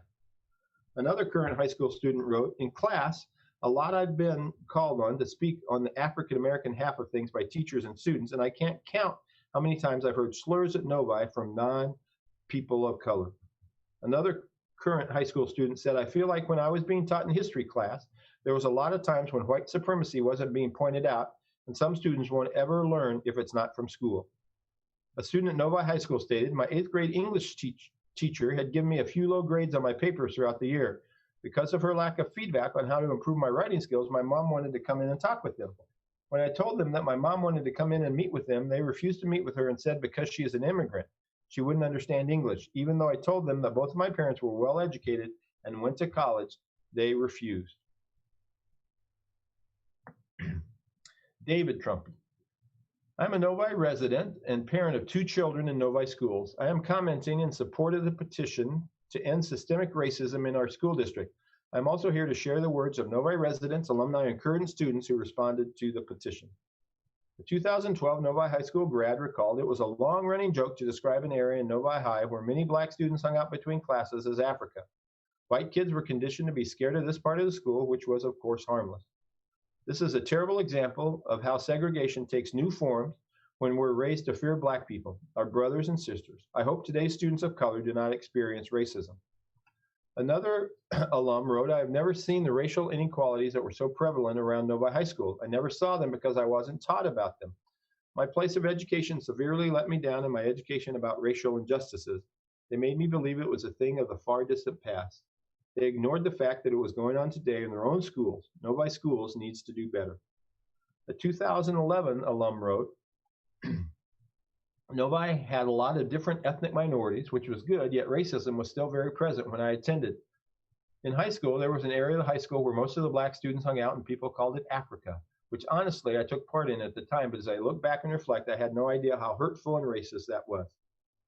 A 2018 graduate of Novi High School shared, I've always felt uncomfortable eating my traditional food because people would always come up and judge me for that based on the smell. The middle school principal made a comment on the field trip to Washington, D.C., how we shouldn't bring smelly food on the bus and brought up a story of some Japanese girls bringing smelly fish. The principal could not have mentioned that story because it should not have mentioned that story because it was like a jab to the Asian community that we have smelly food. After that, a lot of students made fun of Asian culture being smelly. He didn't have to bring that story up because it brought up an opportunity for Asians to be targeted because of his speech. The 2012 graduate stated, while I never faced discrimination myself as a student, one of my most visceral memories of being a student at Novi High School was the designation of a certain area in the school, i.e. Little Africa or the Asian hallway. I can't recall any instance of a teacher correcting students for using those terms. I now live in an area with much less diversity than Novi, and I often speak strongly for increasing diversity, but that has to come with understanding, knowledge, and tolerance, and a willingness to combat internal biases. 2018 Novi High School alum said, my history classes were often not focused enough on the issue of racism and how it is still so prevalent. It's clear that the curriculum is too biased in what they want us to learn. I don't recall learning much, if anything at all, about black movements and leaders such as Malcolm X and the Black Panthers, and yet I know more than would ever be necessary about Mesopotamia and various treaties made in wartime. When taught about the Civil War, the issue of states' rights is emphasized, while we know it was slavery that the states wanted a right to, making the war an issue of slavery. We are taught more about the Confederate leaders and President Lincoln than about black citizens who led movements to earn their own rights. The victories of civil rights movements are glorified and brushed over the fact that systemic racism is still prevalent in our society. In high school, there was an area where black students would often gather between classes and was coined Africa by other students. This was never addressed by the school, even though they must have known about it. Winyu Shi. My name is Winyu Shi, and I'm a Novi High School alum. I am commenting in support of the anti-racism petition. I would also like to share the stories of other petition respondents with the Board of Ed. A 1975 Novi alum wrote, as a resident and graduate of Novi schools, I have witnessed a change for the better celebrating diversity in Novi schools. I'm hoping we continue this forward movement with better curriculum and educational resources to teach our children of inequities and how to change, how to learn to live and enjoy each other's differences, and how to help us move forward together. A local resident wrote, mother of a son who spent his entire year without recess in Novi Meadows, made sure she teacher made sure he was miserable. No actions taken by the administrator despite multiple complaints and many kids switching classes. 2018 grad shared this story. I had to stop riding the bus because black kids were getting beaten to the point of unconsciousness. I also rarely visited my locker as it was in the upper north wing, and that was where most fights broke out, so I didn't exactly feel safe walking through as a small white female. 2015 alumni wrote, in my 4 years in Novi High School, this teacher was the only teacher of color I had. Another alumni responded, when I was at Novi High School, there was a clear social segregation among black and non-black students. By addressing the concerns listed in this petition, all students may be better integrated and better able to learn from each other in order to extinguish any systemic racism. A 2011 graduate remembers in middle school, someone made a fake MySpace with the intent of calling me a slur. Nothing was done about it. A 2013 alumni shares their experience of being told that black people are only supposed to hang out in Africa. A current student at the high school said, people are uneducated about the true history of racism and often use misinformation to guide their beliefs. A 2012 alumni stated, racism was rampant in the halls, with one area of the high school, the hall by the bus drop-off, being named Little Africa. A current student shared, while I haven't personally experienced an extreme story of racism, I know that I felt obligated to act a certain way or speak a certain way to fit the status quo. While there are clubs in place to encourage various cultures, I've always felt a little out of place when demonstrating my culture or dressing a certain way. 2014 graduate said, it's unacceptable that students call a section of Novi High School Africa. This is racist, no question about it. Administration needs to empower the staff to discipline and educate students in response to such microaggressions. And a Novi resident wrote, thank you for this petition. I was just discussing with my husband how we need to use the current climate as the background to write another letter so they can explain why my children are being taught indentured servants for life instead of about slavery and the horrors of it. Nicole Hewer. I'm a resident of Novi and have 2 recent graduates and have 1 child still in NCSD. I believe NCSD to be an amazing experience for students, and yet I know we can be even better. I've been thinking about the current movement of the social justice front and how the world would be a better place if people stood up for the injustices they see, whether it's an everyday citizen, a cop, a teacher, a parent, a student, etc. This made me reflect on my own behavior and some things that I perhaps should have spoken up about before. I've witnessed a teacher be sexist and racist to students. At the time, we were new to the district and I did not want my reputation to be the pot stirrer, nor did I feel I had the credibility to say anything, so I said nothing.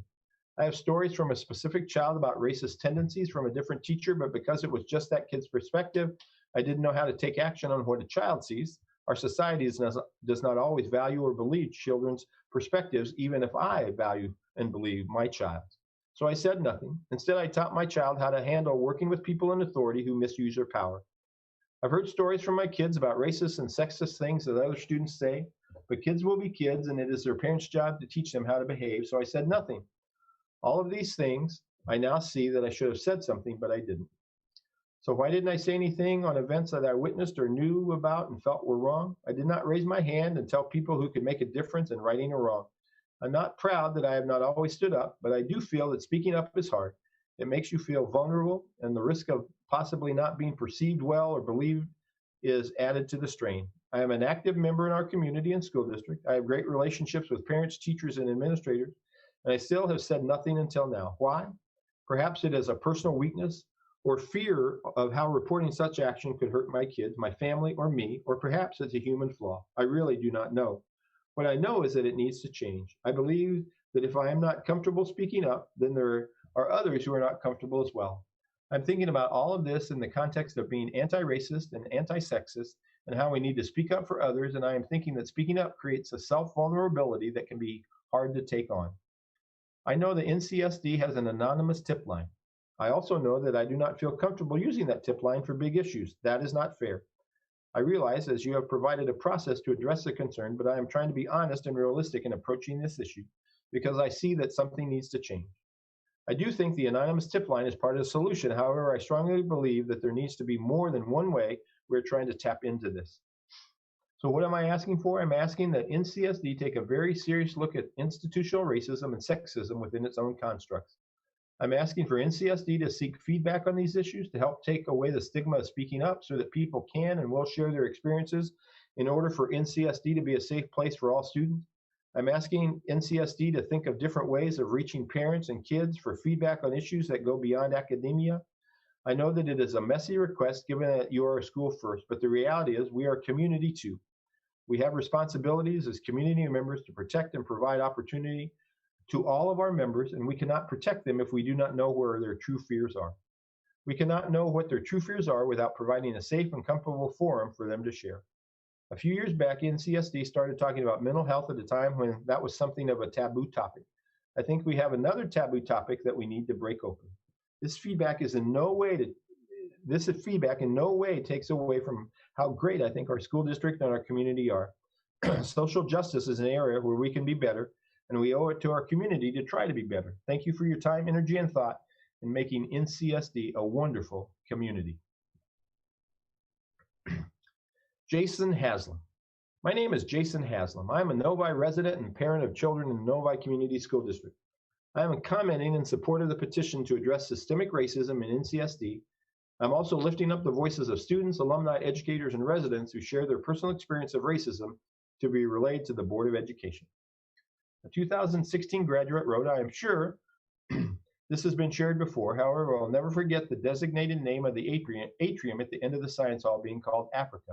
This name created a racial divide by white students of Novi and made those that used it seem of greater popularity and likability by other white students. It was an absolute exploitation of black students at Novi for white students' social gain. It was disgusting and loaded trend that lasted many years and was never formally or officially addressed by faculty and staff despite their exposure to the name in its context.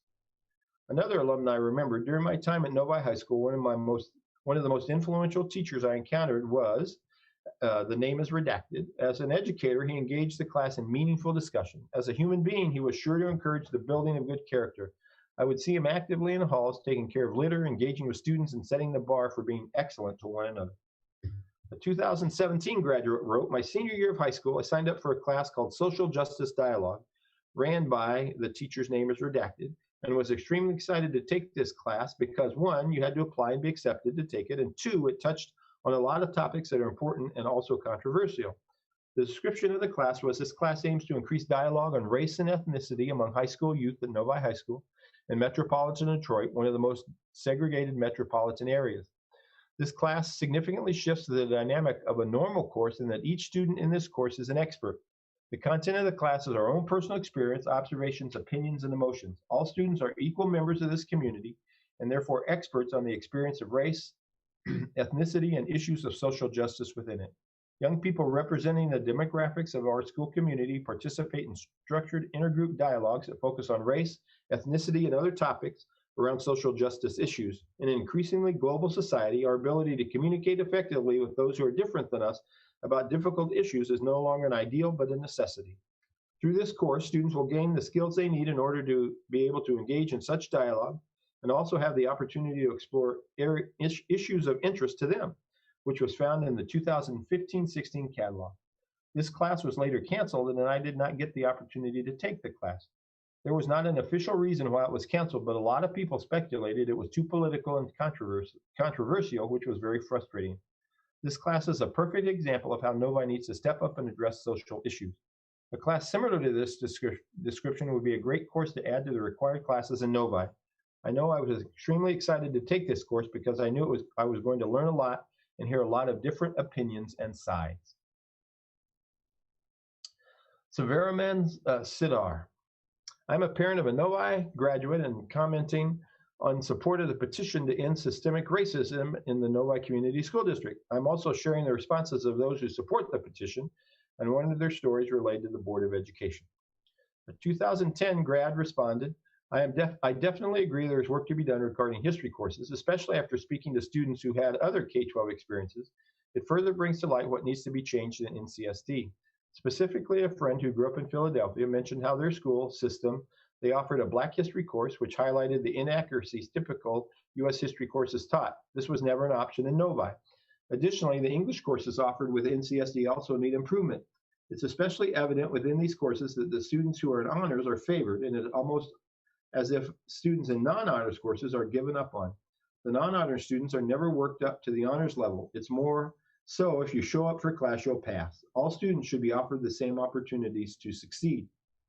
A recent 2020 Novi High School graduate shared, when the Pledge of Allegiance came on, a substitute teacher who used to work for Novi as an art teacher looked at me funny and told me to stand. I refused. She then proceeded to aggravate me and my black friend next to me, who also decided to sit for the rest of the class period, and eventually writing us up for the teacher the next day. While on her rampage, she expressed that you should stand for the Pledge of Allegiance because it's considered not respectful if you don't. She went on to say that her son or someone in her family was in the Army and they fought for us to stand. She ended that rampage by saying it would be disrespectful if you went to another country and sat when their anthem or pledge was being sung. The teacher never got reprimanded, and I was scolded for not complying to her rules.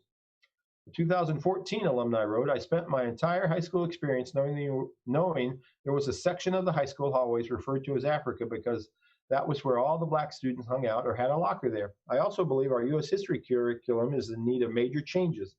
It is extremely whitewashed and mentions almost zero people of color significant U.S. history and barely covers the indigenous people of this country. That goes for all Novi school levels.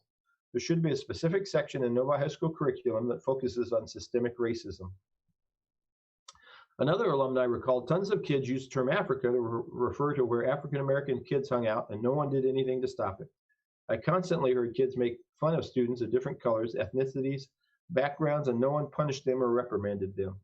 A current student at the high school said, I have heard students of color, particularly black students, feeling a lack of acceptance, inclusivity, and having issues with a teacher at Meadows. Instead of fixing things about the teacher, getting rid of her, students are moved to other classes, thus avoiding the real problem of racism in this teacher. Catherine McGuire, I am a Novi resident and parent.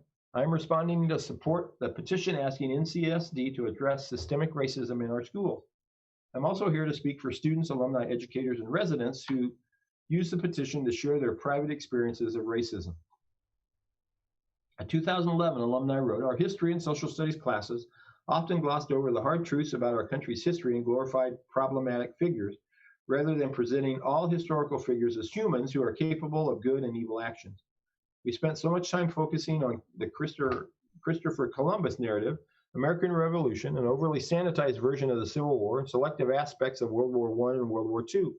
We didn't learn the hard but necessary facts, details regarding slavery, genocide, brutality of indigenous peoples, Native Americans, other wars, Vietnam, Korea, U.S. involvement in South America and the Middle East, and important low points in our history, Jim Crow laws, redlining, murder, persecution, alongside movements they sparked, civil rights movement, Stonewall, anti-war activists. All of this is necessary for students to learn so they can be better informed citizens and neighbors. Another alumni wrote, I am white, female graduate of Novi High School. I attended Novi schools through K-12, and reflecting back on my time, each school desperately needs change. I would witness acts of the way white teachers would argue with black students. I would watch as the students time and time again would stand up for themselves, and the teacher would usually take them outside of the classroom where we could all hear the teacher raise their voice unprofessionally and eventually escort the student to the principal's office. Looking back, it makes me sad that I sat in silence. It makes me sad that since leaving Novi, I have had to truly be educated on Black history and realize that so much of it is neglected in all of the U.S. history courses taught in NCSD. Novi prides itself on diversity, so why don't you protect it? Why don't you train your teachers better, hire more teachers of color, prove that you are the best school district in Michigan? I was also once involved with a police officer in Novi High after I accidentally bumped into a car in the parking lot. I was 16, scared and ashamed of the incident. I'd waited in the parking lot, left a note, and then drove home. The next day, the officer called me down to the office. He told me there was no note and stated that the damage to the car was entirely worse than what I had explained. It wasn't. I remember. I will never forget how this man slammed his hands down on the desk in front of me as the VP stood by his side. It scares the hell out of me. I was 16. Accidents happen. The low-life officer had clearly never solved any cases before in his life because coming after me for the incident was maybe his greatest achievement. He continued to yell at me for what he could have done since I drove away without leaving a note, but then drastically shifted his mood to, but I just need your insurance information. I was a young girl who just had an officer yell directly in my face, throw his hands down on his desk in front of me. I am white, and I'm not sure how that meeting would have ended if I were black. I hated that officer. It left me with a horrible anxiety every time I saw him in the halls. I knew that he was an angry man. It terrified me. I'm not sure how the black students I attended school with were treated by him, but the thought scares me. Higher, better, and the VP who stood alongside, not caring at all the way the man was literally terrifying me, should be ashamed of himself. Again, this interaction, I assume, was absolutely nothing in comparison to what students of color must endure during their time at Novi. Looking back, he still scares me. I hope he isn't there. The 2015 graduate expressed concern regarding lack of diversity in teaching staff, promotion of white Christianity-centric beliefs by multiple teachers as American-centric, being told by a teacher to read the Bible. Max Schenker. I'm a 2011 alumni of Novi Community School District. I am commenting in support of the anti-racism petition, and I am lending my voice to those who requested that their stories be shared with the Board of Education. 2012 grad wrote, in Novi High School, there was a hallway area of the building that was often referred to as Africa because people would see African-American students hanging out there. I always wondered why this was accepted by students and the current staff because I'm sure that they knew about it too. 2018 alumni recalled, during my sophomore year, Novi High School Student Council planned an American Cultural Day for Homecoming Spirit Week. I wasn't surprised and impressed that this was an event NHS had chosen, but I was happy the school wanted to recognize whatever diversity it had to offer. As an Indian American, I proudly chose to wear a traditional Salwar kameez. While I was walking down the stairs to my first hour, a white male, someone I had interacted with in middle school, walked past me and called me a terrorist under his breath. Shocked, I stopped immediately, whipped my head behind me, and watched as the male sneered at me and ran up the stairs. I remained frozen on the staircase, unsure of what to do. I looked at the people walking in the same direction as me. None of them had stopped. Did I imagine him saying that? How could someone imagine this? Still processing my thoughts, I made my way to my first class and sat dumbfounded for the rest of the hour. Did that really just happen? Why would someone even do that? It was just a small incident. Should I even tell someone? I eventually decided I was overreacting and I decided to do nothing. I often replay this memory in my head, still in disbelief that it occurred. It was only when I got to college that I realized how wrong it was. Yes, it was one seemingly small incident, but it still happened, and it was big to me. I wish I recognized how unfair it was, and I wish I had spoken up and known what to do. I hope that through this initiative, NCSD can create a culture that prevents such incidences from occurring, amplifies student voices, and welcomes diversity within its student body, faculty, and curriculum. A 2015 graduate wrote, section of the school being called Africa, hall monitors blatantly singling out black kids walking in the halls and taking them down to the office, teachers using racial slurs, only one class on social issues fought for by one teacher and a few students. Another resident who signed the petition said, I am a retired teacher. If we want systemic change, we must be proactive in planning and implementing professional development in the area of implicit bias and value the diversity, as well as hiring a racially diverse professional teaching staff. Makina Baus. I'm a Novi School alumni, and I'm commenting to express my support of the petition. I'm also raising up voices of those who signed the petition and ask that their personal stories be presented to the Board of Education. A Novi High School graduate wrote, I remember as I was graduating, there was a hallway people started calling Africa because a lot of African-American students had their lockers there. Throughout my life in Novi, as one of the few Jewish students in the district, I had derogatory terms and jokes made to and about me and was often called on to represent and speak to the Jewish American experience in class, when really it's never fair for students to have to represent an entire multifaceted community. A 2015 graduate wrote simply, Novi was a place of racism and sexism. A 2010 graduate said, I remember a specific storyline that was often reinforced by staff and teachers about the population of black students at NHS. The idea that the families of these students used the same address to appear that they lived in Novi to be able to attend NCSD, even though they were from surrounding areas such as Detroit. While I think the intention was to make students grateful for the good school we were able to attend, the story often created an othering effect on the community of black students at the school. It created division by reinforcing the idea that they were not real Novi residents and set students and teachers alike up to assume these students were inherently not prepared to handle the rigors of school like NHS coming from previous education in Detroit. Another alumni remembered, as a student of color, I felt I had to explain and justify my place in Novi school. I remember distinctly being asked in front of my classmates if I had cheated on my social studies exam when I got 100%. I was the only student ever questioned about getting a top score, and I felt like if I didn't do well in the rest of my tests that I would be seen as a fraud. I felt my teacher expected me to be less than capable than my peers. A current student at the high school said, I was in English class watching the film about video games that is required, and one of my teachers made a remark that rubbed me the wrong way. The main character speaking, as the teacher described, was shady and obviously more manipulative than the other character in the film. To elaborate his claim, the teacher pointed out a woman cleaning dishes in the background of the old restaurant and said, that woman is probably an illegal immigrant, right? He assumed this woman was an immigrant just because of the way she looked and the fact she was doing a dirty job that not many other people wanted to do. He even made a point to say that last part.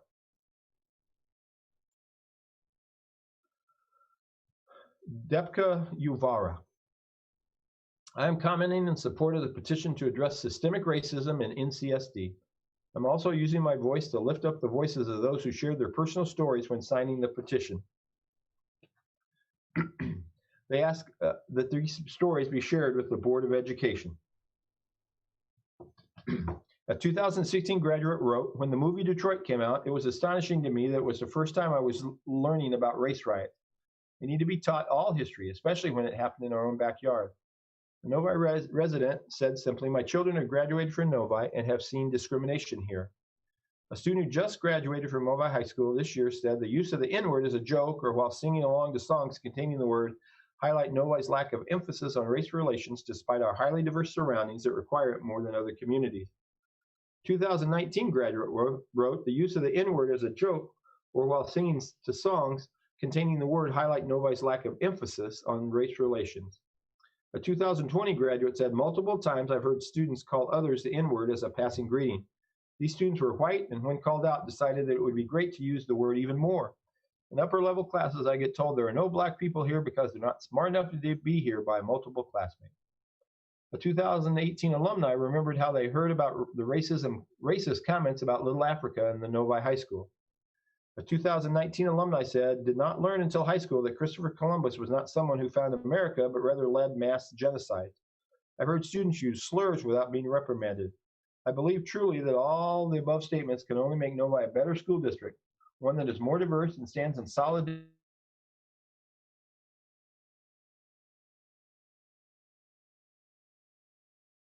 A student who just graduated from high school wrote, in 8th grade, one of my peers asked me when I was going back to India. I am a Michigan native.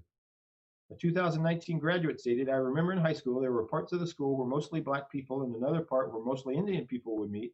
And I distinctly remember those areas being known as Africa and India and some jokes being made about it, which is not okay.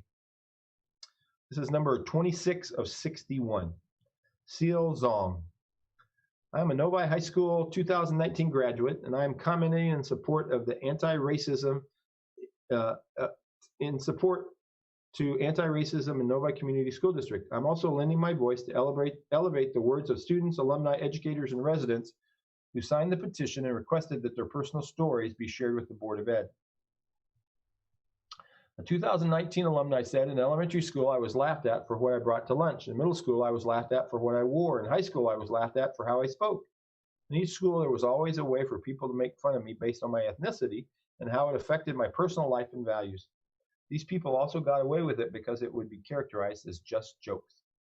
A current Novi student wrote, I had gone to NCSD since I was 8, and I really enjoy going to Novi schools. However, I experienced direct and indirect racism while going to Novi schools. My first experience was when I was in 5th grade and my teacher was giving a lesson about George Washington. My teacher and other students were speaking about George Washington in a very positive way, and it kind of bothered me. So I brought up the point George Washington was a slave owner. My teacher said something I'll never forget. Maybe George Washington was a good slave owner. There's no such thing as a good slave owner. Another experience I had when I was in 8th grade, I was one of the few black students who rode my bus. Quite a few of the male Indian and Caucasian counterparts would pick on me. They would say things to me like, I know your mom is poor because she's black, or getting into college won't be easy because you're black. They also used the N-word in front of me multiple times. They'd also make jokes saying I ate fried chicken and watermelon. I came home upset every day for a year. I would tell my dad about it all the time, and he got sick of it. He reported the incidents to administration. I was called to counseling. I told them everything. None of the people on my bus were reprimanded, and as soon as I got on the bus that day, they said, we never said the N-word or any of that stuff, and even if we did, you were the only person who had a problem with it. What made it even worse is black students, especially those who aren't as affluent, will be reprimanded harshly with our second thought, but students of color of different races will be given multiple chances. I've been given chances I have been given chances myself, but it's mainly because my family is upper middle class and is very involved. I'm asking you all to hold teachers and students more accountable when it comes to race. We as a community need to have an honest conversation and make a change so students won't go through these types of experiences. I really love going to Novi, and I've had an overwhelmingly good experience, but my few experiences with direct and indirect racism have affected my life in a big way. 2017 graduate remembered, my sophomore year, I was approached by a teacher about participating in a social justice program through the University of Michigan.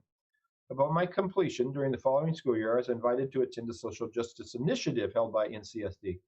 The program was inevitably canceled because the school board did not see the importance of spending money on and staffing this retreat. NCSD has continually suppressed the sharing of ideas, voices of BIPOC, and conversation regarding all social issues, including racism. Throughout my time at NCSD, I was failed in my education and was taught whitewashed history, not given enough opportunity to read books from authors of color, and had very few teachers of color during my K-12 years. This is 27 of 61. Sneha Rajan. I'm a member of the Novi High School graduating class of 2015. I am commenting in support of the petition to address systemic racism in Novi schools. I'm submitting on the behalf of those who signed the petition and requested that their experiences be relayed to the Board of Education. A Novi resident shared, my middle son talks about history class on slavery where the term wasn't used. Instead, they used the phrase indentured servitude for life. The curriculum must be more truth and anti-racist in its teachings. A 2010 graduate recalls, when I was in high school, there were hallways called Africa because that is where the majority of African Americans had their lockers. Not sure why Novi had all the African American lockers together. Race should not determine where someone's locker is. The 2013 alumni wrote, I remember the racist nicknames students had for the areas of my school. One area where all the lockers meet was referred to as Africa because that's where all the black students hang out. One area of the school in the old wing is referred to as China Asia because that's where the Asian kids hang out. Students would use these nicknames to describe things. It was so well known, I would be very surprised if at least some teachers were not aware of this. For example, where is Mr., Mrs., Miss X's classroom? Oh, it's the one right next to Africa. A 2018 alum remembered, in sixth grade, we read Roll of Thunder, Hear My Cry as a class. My teacher gave us a whole speech about how she would be using the N-word and that we all needed to be okay with hearing it. I recently learned that other teachers did not use the N-word. I grew up thinking this was normal and that every other student in America was hearing their white teacher say the N-word. Turns out I was wrong. A student who graduated in 2019 shared, I was called a racial slur by another student. Another 2019 alumni wrote, things such as all the Asians are getting into U of M, no one else. Wow, you're smart and you're not even Asian. And worst of all, the upper common area of Novi High School was commonly known as Africa throughout entire high school. This is unacceptable. 28 of 61, Sydney Harding. I am commenting to support the petition to address systemic racism in the Novi Community School District. I'm a 2012 alumni of Novi High School. I'm also here to share the stories of the students, alumni, educators, and residents who signed the petition and ask that their experiences be brought in front of the Board of Education. A 2019 graduate remembered, when I was in sixth grade, my teacher thought I had drawn all over my hands and made it a point to call me out in front of the entire class, scolding me without realizing that I have henna, a traditional Indian cultural temporary tattoo on my hand. Not only did the teacher embarrass me in front of my classmates, but she showed complete, utter disregard for the cultural diversity among students throughout my sixth grade year. A 2011 alumni wrote, systemic racism is an insidious process that is built into the institutions that have long existed within our society. Sadly, the Novi Community School District, though exceptional, is not an exception. This ingrained institutional racism must be addressed. It's not as obvious as overt racist acts directed towards people of non-dominant races and cultures within our community acts that, when seen, can be called out. Rather, it is a system of rules, policies, and passive biases that maintain the status quo. To those who are part of the in-group, the dominant culture, so to speak, the status quo has been working for you. These are problems that perhaps you have not seen and have not affected you or your family. They have, however, impacted people within our community that have neither as loud a voice nor the power to change these systems as most represented on the NCSD school board. We need to change the way in which we address these problems. Passively calling it out when we see it is absolutely not enough. Instead, acted changes to make NCSD anti-racist. I, for one, cannot believe that in my time from 2nd through 12th grade in Novi, I had no black teachers, despite the obvious need to have a diverse set of role models. I really believe in the phrase, it takes a village to raise a child. I had many good opportunities given to me during my time in NCSD, which have set me up to achieve many of my goals in life. I wish these opportunities were accessible to all students in our school districts, including those without the historical representation. Moving towards an anti-racist society must start in our schools, the first of many gatekeepers in social mobility. A 2018 alumni reported being underestimated and discouraged by counselors and teachers when I would share my goals and seek opportunities to advance. The segregation of black children in special education classes with little progress to regular education due to the underestimation rooted in bias. 29 of 61, Tiara Turner. I am a Novi resident commenting in support of the petition to address systemic racism in our schools. I would also like to lend my voice to share the stories of other supporters.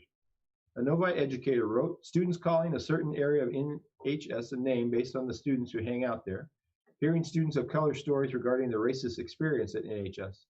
We lack diversity, as many schools do in our staff, but it's not as easy as just hiring people of color, as there are less and less overall people going into the profession, and the whole profession is desperate for any teachers. So how can we better help to recruit and retain teachers of color and encourage our students, especially those of color, to be teachers or leaders and in all professions and empowered to do so in a system that has oppressed them outside of their schooling and influenced their lives? A current student shared, this is not a story per se, but I want to say that our history classes always sugarcoat such serious topics. This defeats the purpose of our learning. A member of the class of 2017 said, we have a social justice class that was taken away and my artwork had a swastika etched into it permanently. A 2014 alum wrote, I was asked to test out of the ESL program despite having been in Novi schools my entire childhood. I believe I was in 3rd or 4th grade already and remember being confused why I was asked to. I'm Chinese American.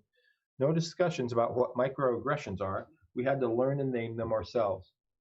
Another alumni said, I was always frustrated at the lack of diverse reading material in the English curriculum. However, I appreciated the inclusion of diverse materials in AP Lit. A response from a 2014 graduate said, I remember the bus circle being called Africa because many black students would hang out there. I'm not sure if the school admin or faculty were aware of these racist comments, but it's something that I heard when attending from 2010 to 2014. 2010 alumni wrote, I was told by my U.S. history teacher that I could not possibly be 100% Indian heritage, as the British colonized India for a couple of hundred years. I found this to be incredibly demeaning and distasteful, and I was not in an environment where I felt I could speak up about that. This incident has stuck with me for nearly 14 years later. A recent graduate of the class of 2020 wrote, I feel that on the issue of systemic racism in this country as it relates to what I have taken away from my education at Novi, I have almost nothing to say because I can recall no particular emphasis or great depth ever being placed on these issues of race that have and continue to plague this country. 30 of 61, Fallon Johnson. A 2015 graduate of Novi High School, I'm writing in support of the petition to address systemic racism. I'm also sharing the stories of other petition signers. A 2018 alumni wrote, when I was a student at Deerfield, I was the only black girl in my class. I was told by white classmates that I couldn't play with her and her friends because I was black, and that I was ugly because of my skin color, hair, lips, etc. I told the teacher, but the incident was never properly addressed. The girl was made to apologize, but no further action was taken. My parents and the parents of the girl were not even made aware of the incident. I don't think that Novi teachers are properly trained on how to deal with racial issues like this. It seems like incidents are brushed under the rug and ignored. A current Novi student said, as a student who's gone to Novi schools my whole life, I would love to see a change in curriculums that talk about race. We need to amplify black voices more effectively in their stories that could be taught in school. From that, I've noticed growing up in our schools, subtle and open racism has always been an issue. A Novi resident signed the petition and shared, we strongly condemn any form of racism in our community. A 2020 grad wrote, this incident did not happen on NHS school grounds, but in an interaction with other NHS students alumni. My name is something that I hold pride in. All my life, people have difficulty pronouncing it, but I understand that my language vowels and English vowels are read differently, so I politely correct the other individual. While What I am not okay with, however, is a mockery of my name, heritage, and culture. Unfortunately, this summer, a few individuals who are associated with the Novi Community School District as students and recent alumni decided to mock both my and my friends' names in not so original ways. When told to stop, they continued. This in itself would have been irritating at the least and a nuisance at the most, but when called out on how disrespectful I found that rewording of my name, a certain individual decided that they were going to mock my home country, India, and discuss the colonization, read mass war, murder, rape against my country by the British, saying, "You mean the country that got colonized by England?" among other comments, implying both myself and India as weak. I find this unacceptable. I called out this obvious racist comment, and after a long while, the racist individual decided to apologize. I decided to leave the discussion where it was and accept the apologies, but a few days later, after some instances of anger against me and my friends due to outside conflict, that same individual decided to message me with one simple word: colonized. For a white man with no regard for my heritage and culture to be calling out my country with one simple word, colonized, or to be calling out my country, my heritage, and myself as weak and helpless is unacceptable, rude, and should not be tolerated. Unfortunately, as I said before, this incident happened this summer and could not be brought up to administration as nothing would have come from the matter, the whole reason for this petition. But this is just the most recent of continuous racism and ingrained mindsets in Novi that must be dismantled for a better tomorrow. Another member of the class of 2020 recalled teachers forcing students to read the N-word in To Kill a Mockingbird because it is accurate literature. 31 out of 61. Sonali Mathar. What is the detailed plan if the parents choose the online method of instruction for fall? We are expecting daily Zoom classes, not a once-a-week interaction with the teachers. Also, what is the return to school protocol if that is the option chosen? Are you expecting a certain number of kids only at school in class? How is the board ensuring the safety given the number of cases that is going up? 32 out of 61. Akash Ray. I am writing in support of the petition to address racism in the Novi Community School District. I am lending my voice to students, staff, parents, and alumni who ask that their experience be shared with the Board of Education. 2008 alumni wrote this: I attended Novi schools and have lived in Novi my whole life. I have seen many changes in Novi, including making Novi an open school district back in 2005-06 and how it has affected the community. I believe that making Novi schools an open district was intended to be an opportunity for all kids to receive a great education. But in the process, people never actually accepted that there would be children, families, men and women in this community that may have different color, skin, or heritage that would be working and living next to them. It is because of white supremacy, ignorance, generational misinformation, and deception, and plain and simply being extremely educated about African American community, that Novi has not adjusted and accepted people of African American descent. We must educate the people and children so they may have some sort of concept and knowledge of social injustice and racism. It starts with teaching kids that there is only one race, the human race. We all deserve equality, education, opportunity, freedom, love, acceptance, and to live without fear. I stand with the African American community and stand up against racial injustice. Also, I think that the police have no business being in school harassing students and racial profiling. Teachers, advisors, counselors, principals, and parents should be the only people involved when a juvenile is in trouble or troubled. Police enforcement and enforcement on civilians is not necessary. A 2013 alumni remembered, a high school English teacher consistently graded Black students' essays lower than other students, even when other students who were earning good grades in English helped the student edit and revise their work.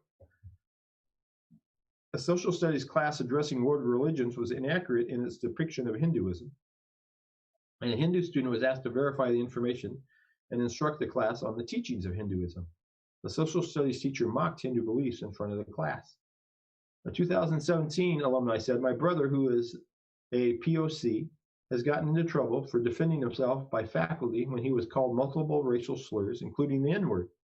My siblings are POC and I'm Caucasian, and I've seen them face discrimination and racist bullying. Even an area of the high school has been referred to as Africa because POC hung around there. A class of 2016 grads said, in previous Novi High School yearbook, there's an image of a student in blackface standing next to another student wearing a KKK outfit. Secondly, a certain hallway in the high school was designated as Africa because Black students may have congregated there frequently. A 2015 alumni said, out of all the teachers I had, 1 to 12, as I moved in Novi in the first grade, I've only had 2 POC teachers, both in high school. Others in my class probably had 0. Both of these teachers became my favorites because I connected with them more, as I am also a POC. We need more POC teachers so that kids might be able to feel more comfortable with a teacher that looks like them and can connect with them. 33 of 61, Louisa Zhang. I'm here to support the petition to address systemic racism in our schools and to lift up the voices of other supporters who want their stories shared with the Board of Education. A 2014 alumni remembered when I was a junior in high school, every rising senior had to have a group counseling session with their guidance counselor in order to learn how to prepare for their final year of high school and their post-college career. My guidance counselor in a room full of 15 students asked, do you know who will be the most successful after high school? Without waiting for a response, he pointed to the only 4 Asian students in the class. This perpetuated not only the model minority myth, but also made students of other minority ethnic groups feel inferior, as if no matter what they did, they could just not get ahead. I don't think I need to spell out how harmful this can be. A guidance counselor telling Black, Indigenous, and Latinx students in that room that they will never be good enough. Disgusting, shameful. The counselor retired soon after, so unfortunately, I do not have the pleasure of seeing him get repercussions for his rhetoric. An alumni who graduated in 2017 wrote, because I am brown, some of my teachers assumed I was automatically good at everything. When I needed help, they'd spend maybe 5 minutes with me or give me the same answer when I didn't understand what was happening. Meanwhile, my white classmates would get more time with the teacher, and the teacher would actually try to help them understand. I do want to reiterate, this is not all the teachers I had, and I had some amazing teachers who truly inspired me, and I'm now studying to become a teacher. But there are definitely some teachers who play into the racial stereotypes, and it's affecting their students. Another petition supporter shared, I'm a white alumni of the graduating class of 2019. I'm disgusted and appalled that calling a section of school Africa was normalized in our student body throughout my 2 years at Novi High School and before. Although I never took part in calling it that and even discussed how it was wrong with one of my favorite teachers, I never did anything to actively stop it. As a white person, it is my duty to listen. I hope we can address our failure as students, teachers, and administrators and use it as a lesson on how we can do better in our own community. Admins need to take the role of educating us further than the textbook. A 2010 graduate said, so many moments of my upbringing could have been unpacked, understood, and processed if we'd been given time, space to dialogue and understand one another and unpack systemic inequities. And that's just to speak to the microaggressions and moments that largely white students and faculty perpetuated throughout my time in Novi. We must be better. We must do better. 34 of 61. Caitlin Waters. I am commenting tonight to express my support for the petition to address racism in Novi schools. I would also like to lift up the voices of other supporters who ask that their story be shared with the Board of Education. The 2011 graduate remembered, when I graduated, we may have had only 10 Black students in my class, 2 Black teachers, and 1 Black administrator. 2012 alumni said, I am a Caucasian female who ran track and had many African-American friends. The biggest thing I remember hearing from both my white and African-American friends is the locker area in the downstairs science hallway was termed Africa because that is where the majority of African-American lockers were at. And this was a clear term said out loud in front of teachers, and it was never corrected or pointed out as wrong. Something else I remembered is not learning true Black history. My husband, who happens to be African-American, couldn't believe how little I knew and was taught, and especially the fact that I did not know the meaning of June 19th. An alumni recalled, one time when I was in a restaurant with my family back when I was in middle school, I saw another boy with his parents from one of my classes. I said hi to him, and then he didn't say hi back, and his parents didn't say anything either. They all just looked at us. The incident felt racist to me. A 2008 alumni wrote, I didn't have a single teacher of color until my freshman year of college. This seems highly problematic. That one teacher remained the only person of color I've ever had while in the Novi Community School District. Another petition supporter who graduated in 2008 said, people of color, specifically Black students, have been systemically and disproportionately targeted and negatively impacted by systemic inequities and racism, not only within our legal system, but within the education system. It is well beyond time for curriculums to include accurate history and not the whitewashed versions and step towards reaching equality for Black people. A 2012 graduate remembered, once while leaving Novi High School's 2010 summer school program, I saw some fellow students driving by the front entrance in a truck flying Confederate flags and chanting, "America is white, Africa is black, send those N-word back." They were from another district and only there for summer school, but regardless, this kind of behavior is reprehensible and should be addressed through education as well as consequences. And the 2016 alumni said, as an alum that is an educator, I fully support this petition. I remember my time in Novi schools fondly and would like to see the school system continue to grow and improve. You are a leader in public schools in Michigan, and as such, you have a responsibility to set an example for the rest of the state and maybe even the country. Be on the right side of history, or at least try to be. Take this petition seriously, put your money where your mouth is, and be a leader in what you always claim to be. 35 out of 61. Bailey Boricki. I'm commenting today because I support the anti-racism action in Novi Community School District. I would like to use my voice to share the stories of petition supporters who wanted the Board of Education to hear their experiences in the Novi schools. One alumni remembered being called Africa and being asked insulting questions, even singled out by teachers. 2019 graduate said, I remember clearly the area where the bus drop-off at the high school is being referred to as Africa, because that is where a large population of Black students would hang out. I never had a non-white teacher the entire time I was in Novi. Another alumni from the class of 2019 wrote, I remember in high school there were parts of the school where mostly Black people and another part where mostly Indian people would meet. And I distinctly remember those areas being known as Africa and India, and some jokes being made about it, which is not okay. 2010 alumni said, I don't remember learning anything in any of my classes at Novi schools, attended K-12, on systemic racism, Tulsa and Rosewood massacres, redlining, or any of the things I'm just now learning as an adult about the adversity the Black community is facing today and why. Those roots run deep, and the history curriculum has been whitewashed and sugar-coated. The truth has been kept from us, and it's time these things are addressed in classrooms. Let's be the change we want to see in the world. It starts with educating our youth and stopping any forms of racism at all costs. I remember there being a distinct division between white and Black students at Novi High School. The white kids referred to sections of the school where the Black kids hung out as Africa. I also remember a kid with Tourette's in our class that yelled profanities and racial slurs in the middle of class. A Black girl in class cried when he kept shouting the N-word. I don't recall anything being done about that. No one said anything. No one did anything. I'm sure there were more instances of racism that I was blind to at school, but I really believe there needs to be more done to unite students, diversify staff, and incorporate the truth behind systemic racism in our history classes. The 2019 alumni said, schools are where children and teenagers spend the most time during the year. Without addressing racism, they will not understand the issues that become more prevalent once they leave high school. For those parents, educators, and anyone else in Novi who believe these conversations will be uncomfortable, I urge them to think about the people that suffer from police brutality, racism, and microaggressions every day. Education and human rights are not and should not be only for a certain group of people, but for everyone. The current student wants the Board of Ed to hear this. There have been multiple instances that I can count where I've been told jokes about dog eating, how small my eyes are, and more like that. Unfortunately, I can't think of a story associated with these events because of how normalized it has become. That in itself is a problem. For racist comments to be thrown around and not being able to remember a story associated with it just shows how normalized it has become and how common it is within our community.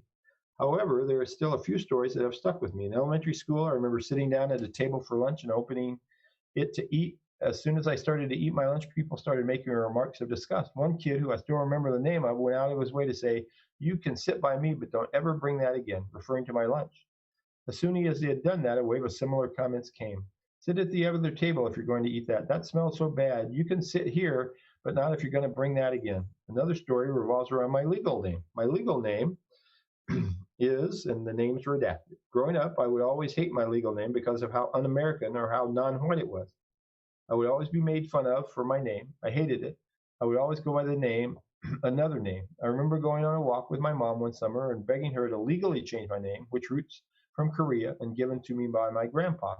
I can just imagine how hurt she must have been. NCSD has made me feel alienated, even when I'm a citizen of the United States, and got me to hate my culture. That is my story. 36 out of 61. Neha Gogani. I'm a 2018 graduate of Novi High School. I'm here to express my support for the petition to address systemic racism in our school. I'm also lending my voice to elevate the voices of other respondents who wanted the Board of Ed to hear their experiences. A Novi resident wrote, teachers from 2008 to 2011 allowed students to tease and insult other students of colors without any repercussions, and even times laughed along with the students making the joke. Another resident signed the petition and commented, my child's English teacher was reading a book and instead of saying the N-word, actually said the word aloud in class. My child has said it was very uncomfortable for the Black kids in class and was upset that the teacher had said the word. A parent in Novi said, my sixth grader wants to see the end of the one-sided narrative of American history in our textbook. Please stop signing contracts with textbook companies that whitewash history. A Novi parent shared, my son in kindergarten was approached by a classmate in conversation. I am a biracial person who is Asian and European. We have diversity in our family and home. My little one came home one day and said, I don't want dark skin. I was floored because our family is one rooted in the promotion of diversity. A classmate told him that white skin or light skin is better and brown skin or dark skin is bad. When I asked who his classmate was, you may be surprised or not to know his classmate was not white, but was from a family from India. I'm aware that India also has a caste system based on color of skin, but the reason why I bring this up is because we have a huge opportunity to address anti-racism and diversity from a very young age. It is needed. A 5-year-old can be made to feel shame for who they are or what they look like. As a parent, we cannot allow this to happen. I grew up in a predominantly white community and experienced racism due to my being Asian. But Novi is a tremendously diverse community, and that is one of the reasons why I wanted my son to grow up here. But because we are a diverse community does not mean we cannot be lax when it comes to teaching our families and youth to be anti-racial. That racism and prejudice in any form is not acceptable. Dr. Matthews, can I stop you for a moment, please? Thank you. So we are going to take a 5-minute break since we've been at this for a bit. And then I also want to have a discussion that in our operating procedures, the board designates 30 minutes for this portion of the agenda. We did let that go on because we find this to be very important conversation. But we're going to take a 5-minute break and then we're going to come back. And Dr. Matthews, if we have any other comments from the audience regarding a different topic, I would ask that in our second opportunity for comments from the audience, if you can read them at that point so we can continue on with our agenda. Okay. Very good. Can I just ask, Dr. Matthews, are those all printed out? Now, they will all be downloaded and the board will be given them. And we could also post them in the minutes of the meeting. Okay. Great. Okay. And even the ones that you did not read, we will be able to see. Is that correct? Okay. All right. Yes. Thank you. Sheila has already emailed them to us. Great. Thank you, Marianne. I haven't had the opportunity to check that while we were on here. And for those of you watching and are unaware of public comment, so public comment, we do not have a back and forth conversation. The comments are read to us, and as was pointed out, all of the comments that have been shared via the document will be shared with the Board of Education and the cabinet. So we will take a 5-minute break and then we will resume at 9:23. Thanks.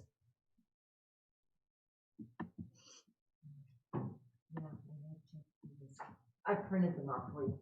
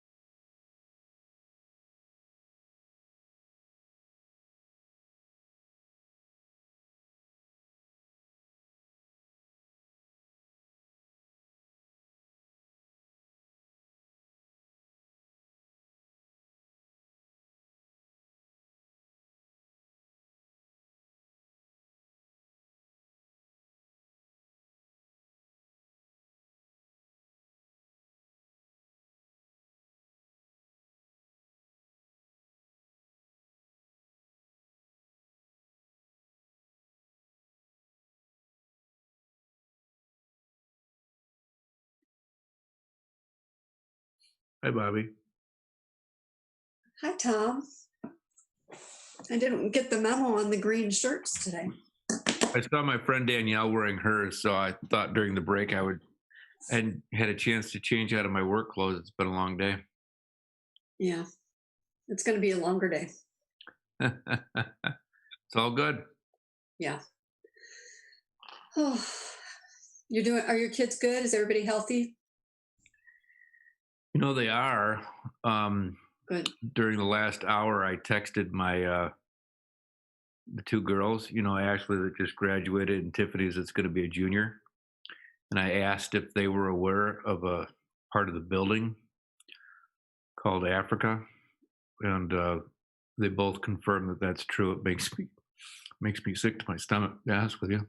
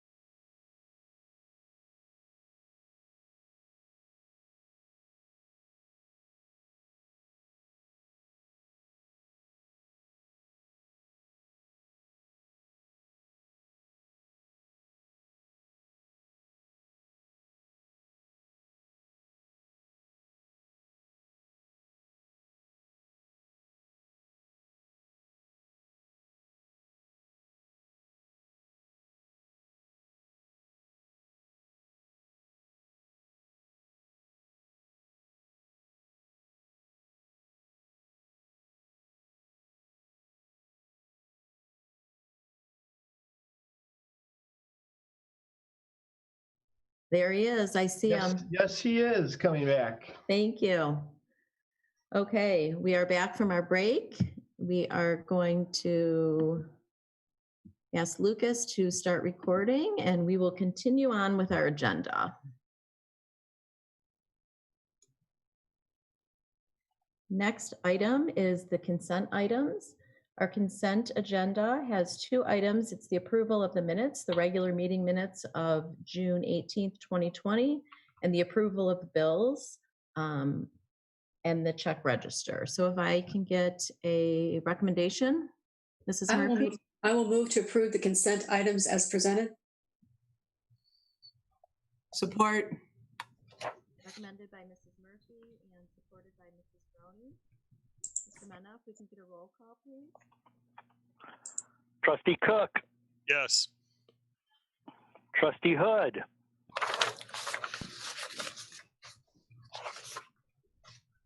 Trustee Hood. Oh my God. Yes. Sorry about that. All right.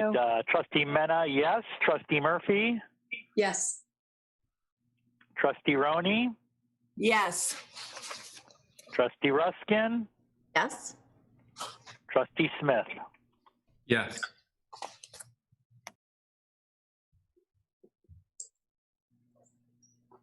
Items. We have one action item, the personnel recommendations. Dr. Matthews. Thank you, Dr. Ruskin. We actually have two parts to our personnel recommendations this evening. I will turn the first part over to Dr. Kinzer. Thank you, Dr. Matthews. This evening, we have two resignations and one retirement. The resignations are Jody Minkevitz, special education teacher, Novi High School, and Melissa Matson, executive assistant in the Office of Academics. And the retirement is Sasha Roberts-Levi, adult education teacher. Thank you, Dr. Kinzer. May I get a recommendation?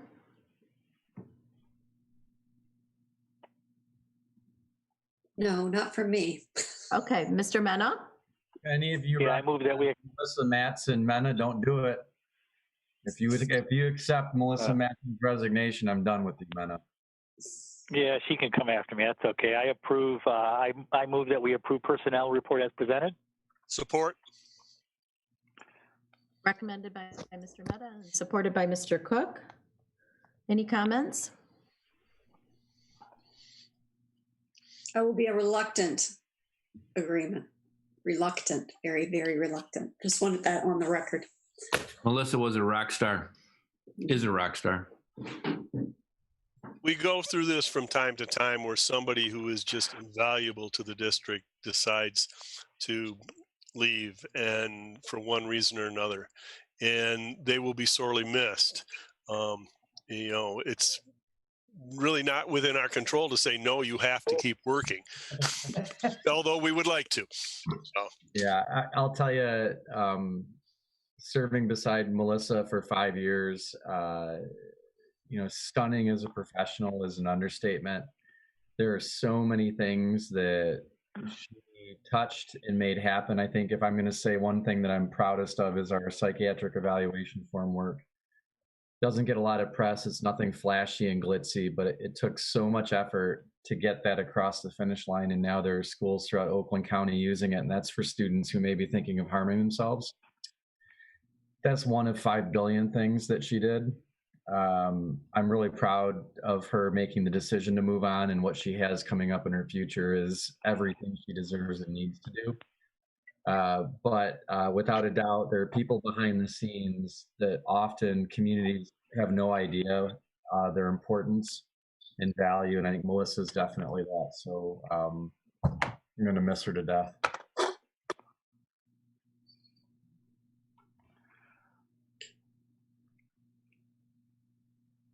Shared on Twitter yesterday, and we want to thank Jody and Sasha for their service as well. So if we can get a roll call vote, Mr. Mena? Trustee Cook? Yes. Trustee Hood? Yes. Trustee Mena? Yes. Trustee Murphy? Yes. Trustee Roney? Yes. Trustee Ruskin? Yes. Trustee Smith? Yes. Do we have a second? 7-0, and then we have the second part. Go ahead, Dr. Matthews. I'm sorry to interrupt you. That's okay.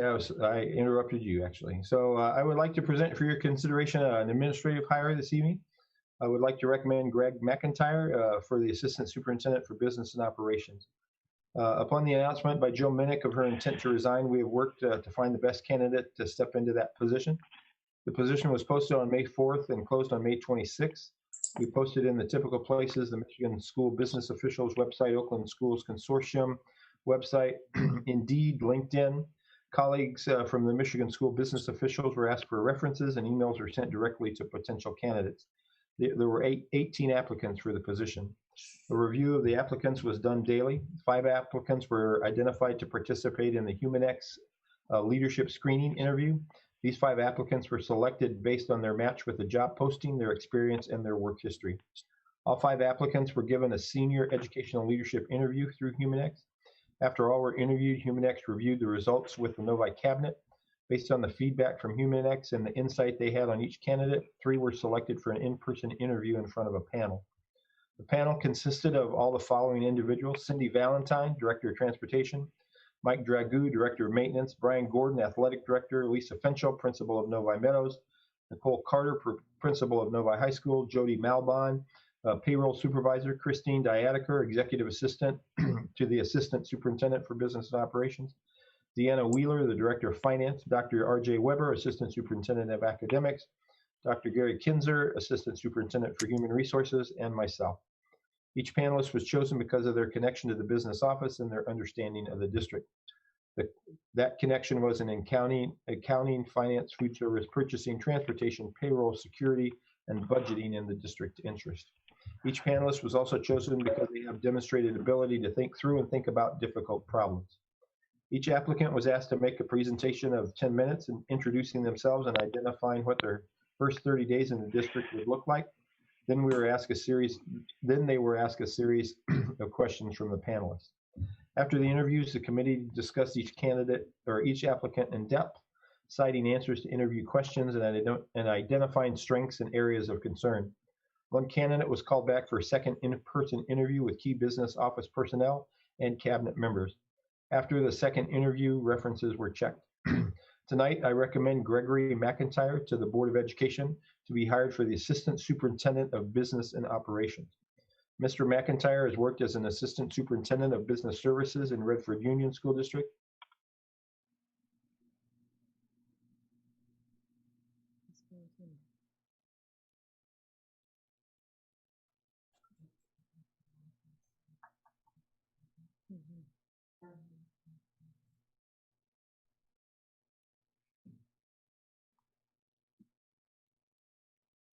Does he know he's frozen? Yeah, I think so. Okay. No. We're technical difficulties. Mrs. Holly is walking down to take care of this. Well, you have the document in front of you. Want to just continue reading where you left off?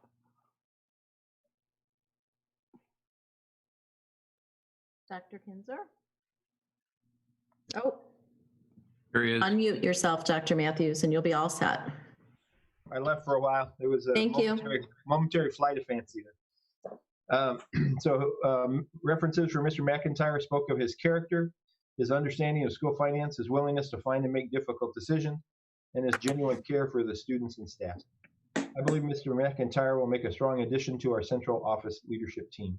So I recommend Mr. McIntyre to the Novi Community School District Board of Education because I believe that he will add value to our team and continue to help us move forward as a district. Thank you, Dr. Matthews. If I can get a recommendation, Mr. Smith? I recommend that the Novi Community School District Board of Education approves Gregory McIntyre as the new Assistant Superintendent for Business and Operations. I'll support.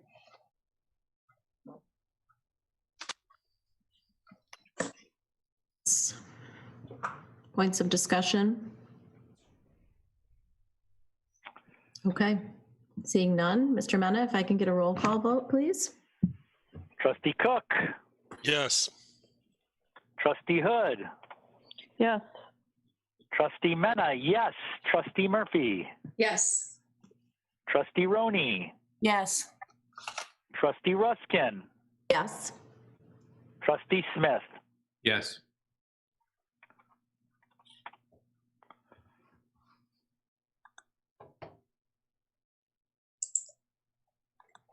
We look forward to welcoming our new assistant superintendent at our next meeting, August 6th. That'll be awesome. He begins on Monday, July 20th. Great. Thank you for that. Excellent. Okay. Next, we have information and discussion. We have 3 items, beginning with the return to school plan discussion. Dr. Matthews.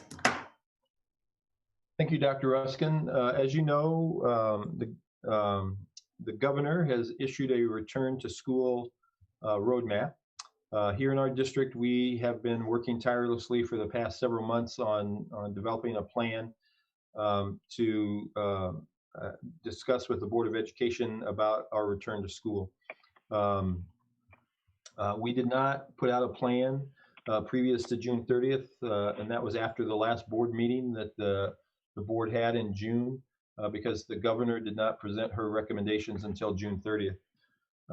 And we knew that we would have this July 16th board meeting with the board to begin discussions of this plan. The board will need to approve what is called the preparedness plan at their August 6th board meeting, because it has to be turned into the state and the Oakland schools by August 15th. And we will not have another board meeting after August 6th before the 15th. And so we initially started with 3 committees that were looking at in-person, hybrid, and virtual. Those were administrative committees because we had to have some discussions about staffing and decisions that we felt it was too early to bring in our other staff members on.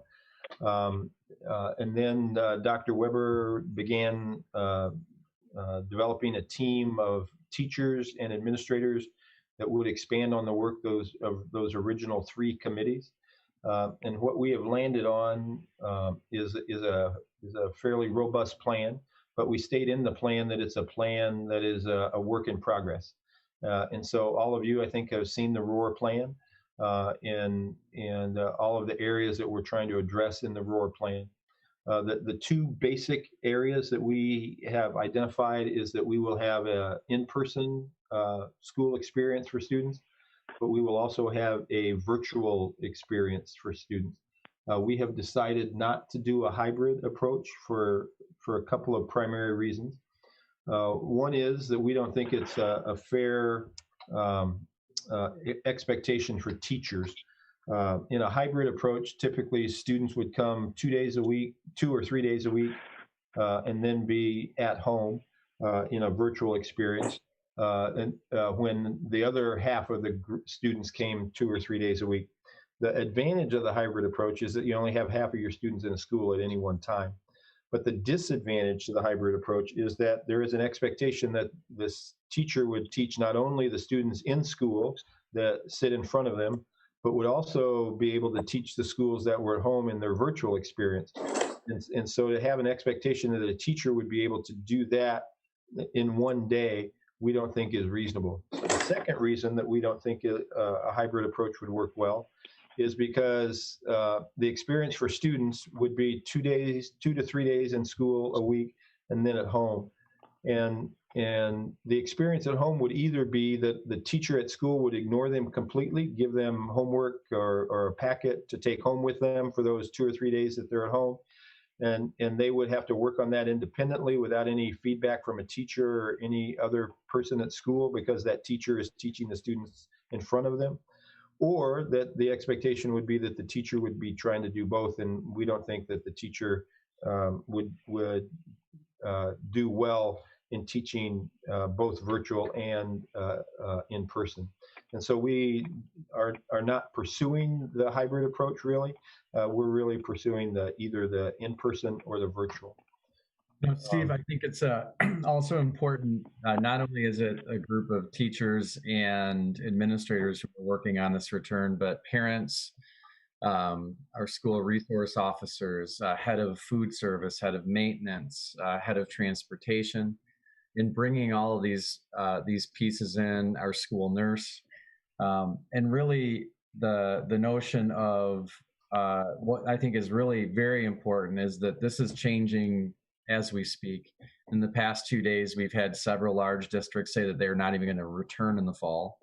Lansing schools just announced within a couple hours it's the same piece. So many of the questions that I know Dr. Matthews is fielding from community members around perhaps why this decision wasn't made or why this one was made, I think it's really important at the beginning of this presentation that we all accept a very uncomfortable truth. And that uncomfortable truth is that everything that we do and all the work we do could be shelved for another reason. And that is why, our own patience as a community and our own grace that we need to have with each other through this is critically important. And I appreciate that Dr. Matthews is sharing the why behind the hybrid and why not. And I'm sure that he'll share more from that ROAR plan, but there are several things that we are terribly excited about with the ROAR plan, and that really is our attention to social emotional learning, restorative practices, kind of a slow roll approach in that we can talk about, Steve, when you want me to. But, what I would caution people to do is in living in the community, I felt this. I had a couple parents questioned me last week when I was with my son about why we're not doing this or why we're doing that. And I would just ask anybody to think, if you needed to change your business model in 24 hours, could you? And that's ostensibly what we were asked to do on March 12th. Our approach in the fall is going to be far more robust on the virtual end. We've already went toward that. But our belief is that if we are going to come back in stage 4, if that's the choice the governor is going to allow us to do, that we want to do everything within reason, give people that virtual option. But we believe we need to be back together 5 days a week with our children, and our children need us. So we have sent out requests to parents to ask questions, and we have gotten a number of questions. So we're putting them together in a question and answer. That the first version of that will go out to parents on Tuesday, July 21st, and the second version will go out on Tuesday, July 28th. And then from there, we would like to have further discussion with our community about some of the points that they still either question or don't fully understand before we come back to the board on August 6th to have that discussion. We will also send these questions out to the board ahead of time so that you can kind of get a sense of what the questions are from the community. Instead of trying to answer them individually in email, we're trying to put them together in a question and answer frequently asked question format. I'd like to review some of those with you this evening. The first is, can parents decide which options to choose for the fall? And the answer to that will be yes. The district is starting with the position that everyone will be coming back to in-person. However, we are going to have a form that if a family wants to go virtual, that they would complete, and that form will begin to be available on August 3rd. And we will ask them to complete that form by August 9th, because that will then influence our staffing decisions. So if we did a survey earlier this spring asking parents what they were thinking of at the time, and 85% of our parents said that they would be sending their kids back to in-person instruction, and 15% would be going virtual. As the summer has progressed, we anticipate that we might have more students who are interested in a virtual option because of the progression of the virus and those kinds of things. But we need to know that in order to staff our buildings appropriately. So on August 3rd, families are going to be able to have that form and either send it back to us virtually, or there will be forms available here at the ESB that they could come in and fill out as well. A number of questions have been asked about what happens when a student or staff member tests positive for COVID. And we've been working with the Oakland County Health Department, also with our school nurse, Kathy Ferris. And our current protocol would be that if a staff member or student tests positive for COVID, they will be directed to self-quarantine at home for 14 days. Any siblings of a student who tests positive will also be directed to self-quarantine at home for 14 days from the date that they receive the positive test. So if a parent or any other person living in the household of a student tests positive for COVID, the student and any of the siblings will be directed to self-quarantine for 14 days. Staff members or students who test positive and are symptom-free may return to school when 14 days have passed since the date of his or her first positive test, and they have not had any subsequent illness. Staff members or students who test positive and are directed to seek care for themselves at home may return to school when 14 days have passed, or NCSD will require a staff member or student to provide documentation clearing his or her return to school. And so this protocol will be outlined to our parents in the information that we send out to them. And we also will explain the protocols for exposure. That the Oakland County Health Department has really talked to us about close contact being really the point of quarantine.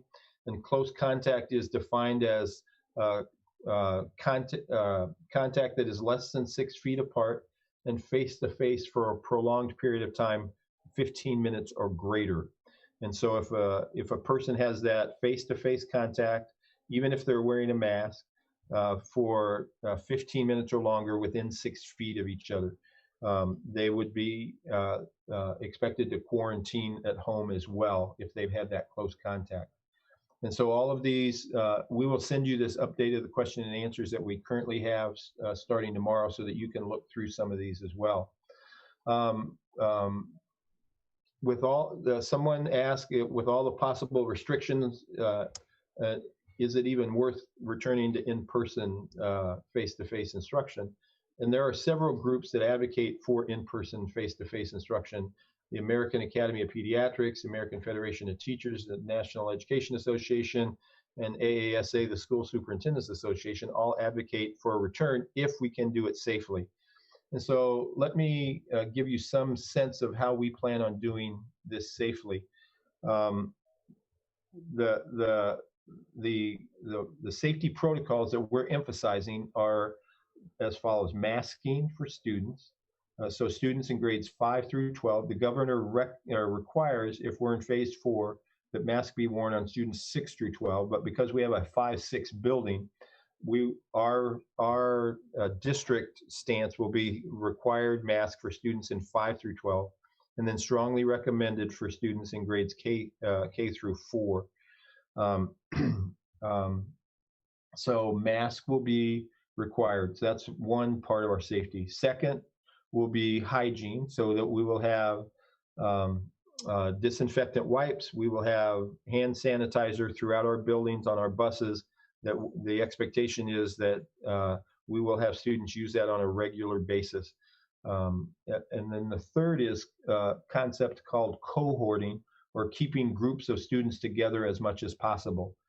And so when we think of returning to in-person instruction, we will have a typical number of students in class. So at elementary, that will be anywhere between 19 and 23 or 24 students in a class. Social distancing is recommended, but not is strongly recommended, not required. And truthfully, in our classrooms, we cannot social distance 6 feet apart from each other. We just don't have the physical space. We can spread out our desk as far as possible. Use the space within the classroom to create as much space as possible. And many of those spaces will be 3 feet apart from each other. But spacing is definitely a concern and an issue that not only Novi, but almost any district in the state. And that's why it's not a required element, but a strongly recommended element. And so classrooms will have that typical number of students in them. Desks will be moved as far apart as possible. All desks will be facing one direction. Students will be assigned a desk. And the K-6 students will sit in the same desk all day long. That will be their assigned seat. And we do this so that we can always know who is around them for that cohorting piece of the experience. 7, 12 students, they will be assigned a desk in each class period. Student movement within the classroom will be limited. Small group interactions may take place, but students will keep an appropriate distance from each other. Students will not share supplies with each other. Teachers will be able to move throughout the classroom and interact with students either one-on-one or in small groups.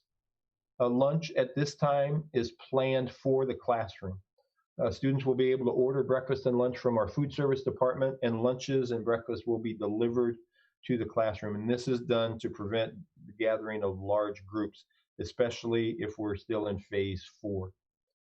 As I mentioned, masks are going to be required in phase 4 for all students in grades 5 through 12, and masks will be strongly encouraged in grades K through 4, and all staff will be required to wear masks. We've also asked some of our robotics teams, Frog Force, and some of the middle school robotics teams. They are using 3D printers to print clear face shields for all of us. The Frog Force is actually printing up to 700 of the shields. We have a middle school robotics team that's printing another 100 of the shields. And so every staff member will be given one of those shields as well. There have been questions about recess and specials, arrivals, dismissals, all those things we are taking our time to think through and think about. Is there going to be win time? Yes, there will be win time. Will it look the same as it currently does? No, it won't. Primarily, interventionists and specialists will be pushing into classrooms as opposed to taking students out of classrooms.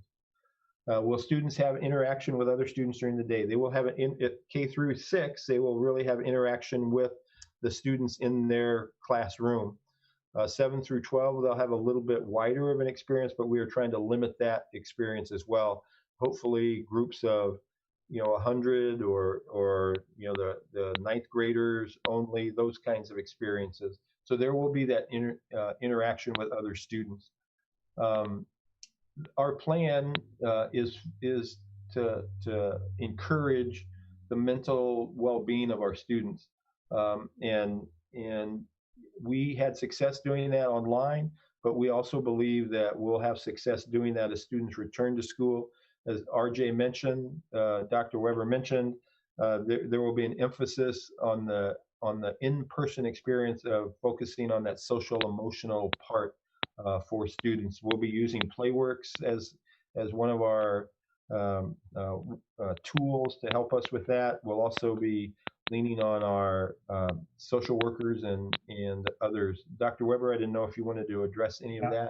I think something that our return to school plan makes it unique. I've had the good fortune in being on nationwide and panels about how schools return and so on. And we're calling it a slow roll back in, which, think about it, as 25% of our class days of the first 60 will be spent on intentional work with dialogues using restorative practices to talk about the trauma that our students and our staff have faced throughout this closure. Some of our students have lost family members. Our teachers have lost family members. We have had one of the largest conversations about race in our nation's history while our schools have been closed. Our plan makes space and time for our staff and our students to address those issues as well in real dialogue and conversation. We also have and are putting together an assessment package where we can find out where each individual student is regarding their learning. So this grace is going to be very important in our mind for our students and our staff, in the sense that we can't just show up September 8th and pretend, nothing happened, let's just get to work. The suppressing that trauma that's occurred, not being honest and open and discussing it will do our students and staff, in our opinion, a tremendous amount of harm. Also, by giving the grace and the space for people to slow down a little bit, you might cover less content this year, but I don't really, and this is weird coming from the chief of academics, that doesn't bother me. What would bother me more is if we pretend none of this happened and we just rolled into the school year. From a safety standpoint, the social emotional aspects of it as well, and perhaps Dr. Kinzer would want to speak to this, I'm really concerned about our teachers. Our teachers will be in, potentially in classrooms of 20 to 25 students. They have their own loved ones that they're going to go back to. Maybe they're caring for their own aging parents, and they're worried about what this virus could do to them. That is real. The anxiety of the people who serve our students is real and should not and cannot be discounted.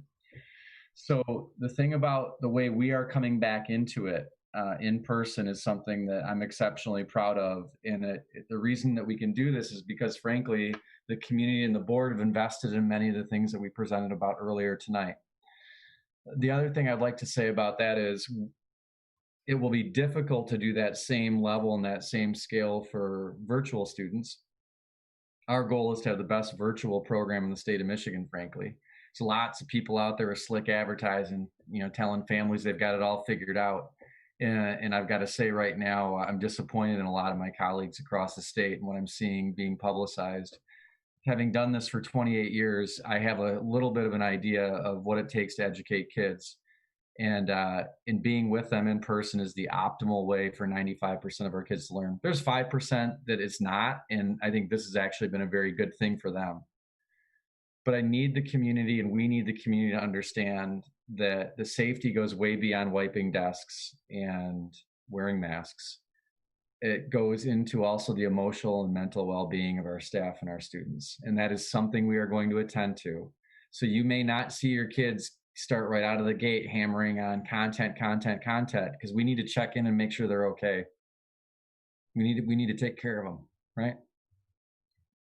Dr. Kinzer, I didn't know if you had any comments. Yeah, I would like to jump in. So, Dr. Weber, thank you for segueing into that. I really would like to comment on our staff and thank Heather Burnside and Grant Dalton, who is our new MEA representative, for partnering with us And together, we really are going to implement a system which is best for our students. And the only way we can do that is if we also take care of our staff. Dr. Weber commented that the challenges they face are real, and we're mindful of them. We're going to do our very best to implement the plan that we're in the process of developing with fidelity and in a way that provides high quality instruction to our students in a very humane way. Thanks. We have some other questions related to kind of the in-person experience that I will share the answers with you tomorrow, but also we will share these answers with our community on Tuesday. Such things as lockers and walking in the hallways, changing classes, some of those kinds of things. Recess, we plan on having recess. Typically the recess experience for K6 would be the teacher taking out their own class outside. More than one class could be outside, but they wouldn't be able to interact with each other. They would be kind of, that cohorting function would continue even through recess. Specials would be K6, more than likely done in class. So the art teacher would go in, the music teacher would go in, the media person would go in. And this is done, again, to keep kids kind of in one location, to prevent them from kind of engaging with other students throughout the building. It really is that cohorting experience.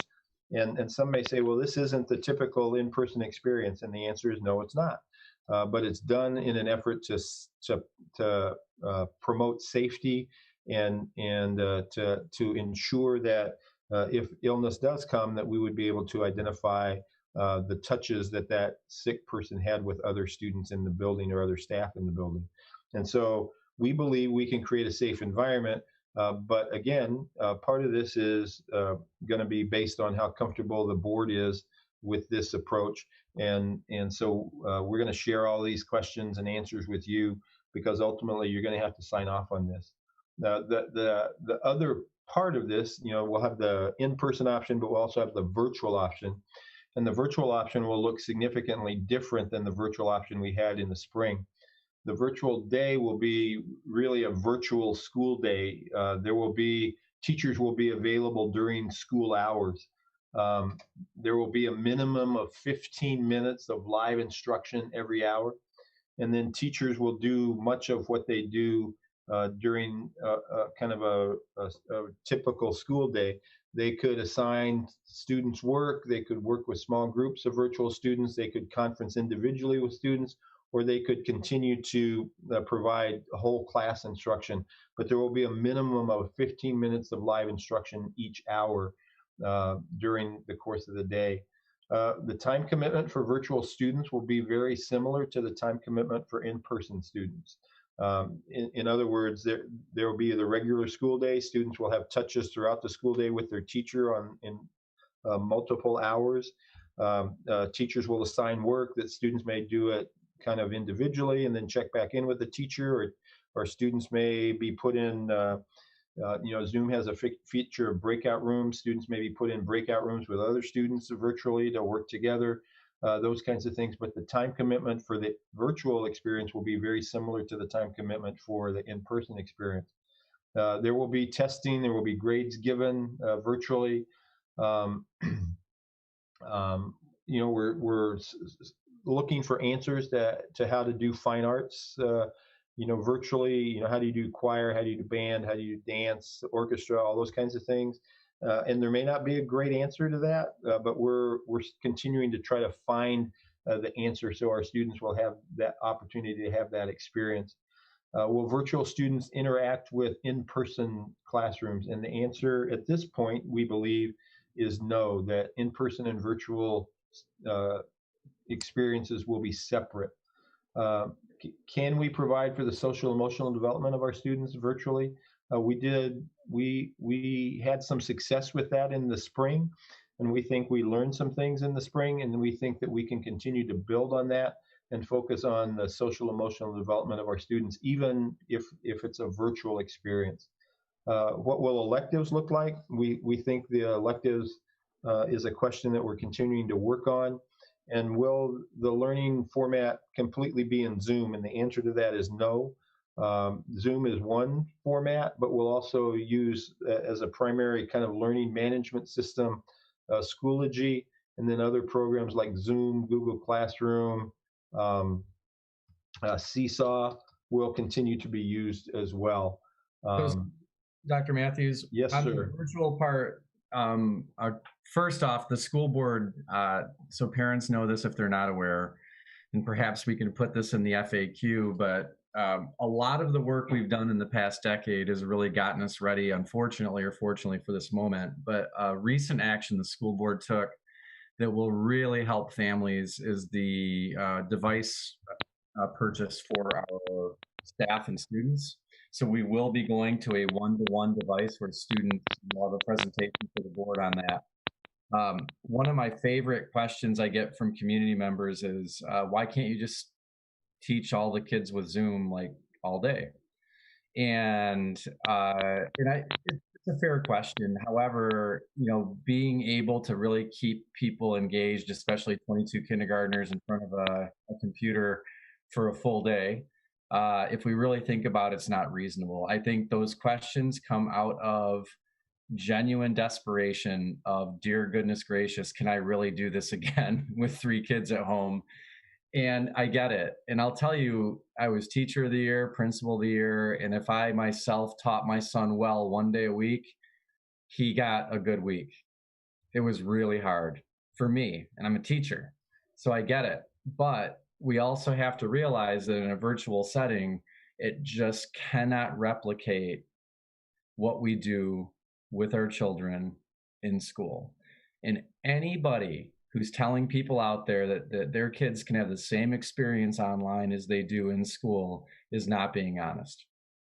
We are going to do our best, our absolute best, but we desperately want our kids together. We want to be able to talk to them, to communicate with them, to help them with all the things that I think our teachers do a wonderful job with. But from a platform standpoint, as Dr. Matthews said, we have everything there. The board has approved devices. One of the biggest questions, Dr. Matthews, we got early is, why didn't we give grades at the high school? There were a lot of equity reasons that we made that decision, but going forward in the fall, grades are going to be part of every aspect of virtual learning on there. So parents need to hear that we learn from that. And as well, I know Dr. Matthews, myself, we're open. If the community has suggestions or recommendations that we are not seeing, please let us know. Not only will we listen, we'll engage with you around them. But I also just wanted to say a couple things about things that I've been approached at and several times. I think the number one question is, and people are not trying to be disrespectful, but the question is, Dr. Matthews, why can't you just have the teachers teach their kids via Zoom for the whole day? And it's just a very difficult thing to think about. And I know Dr. Kinzer was an elementary principal, so maybe he'd want to say something to that.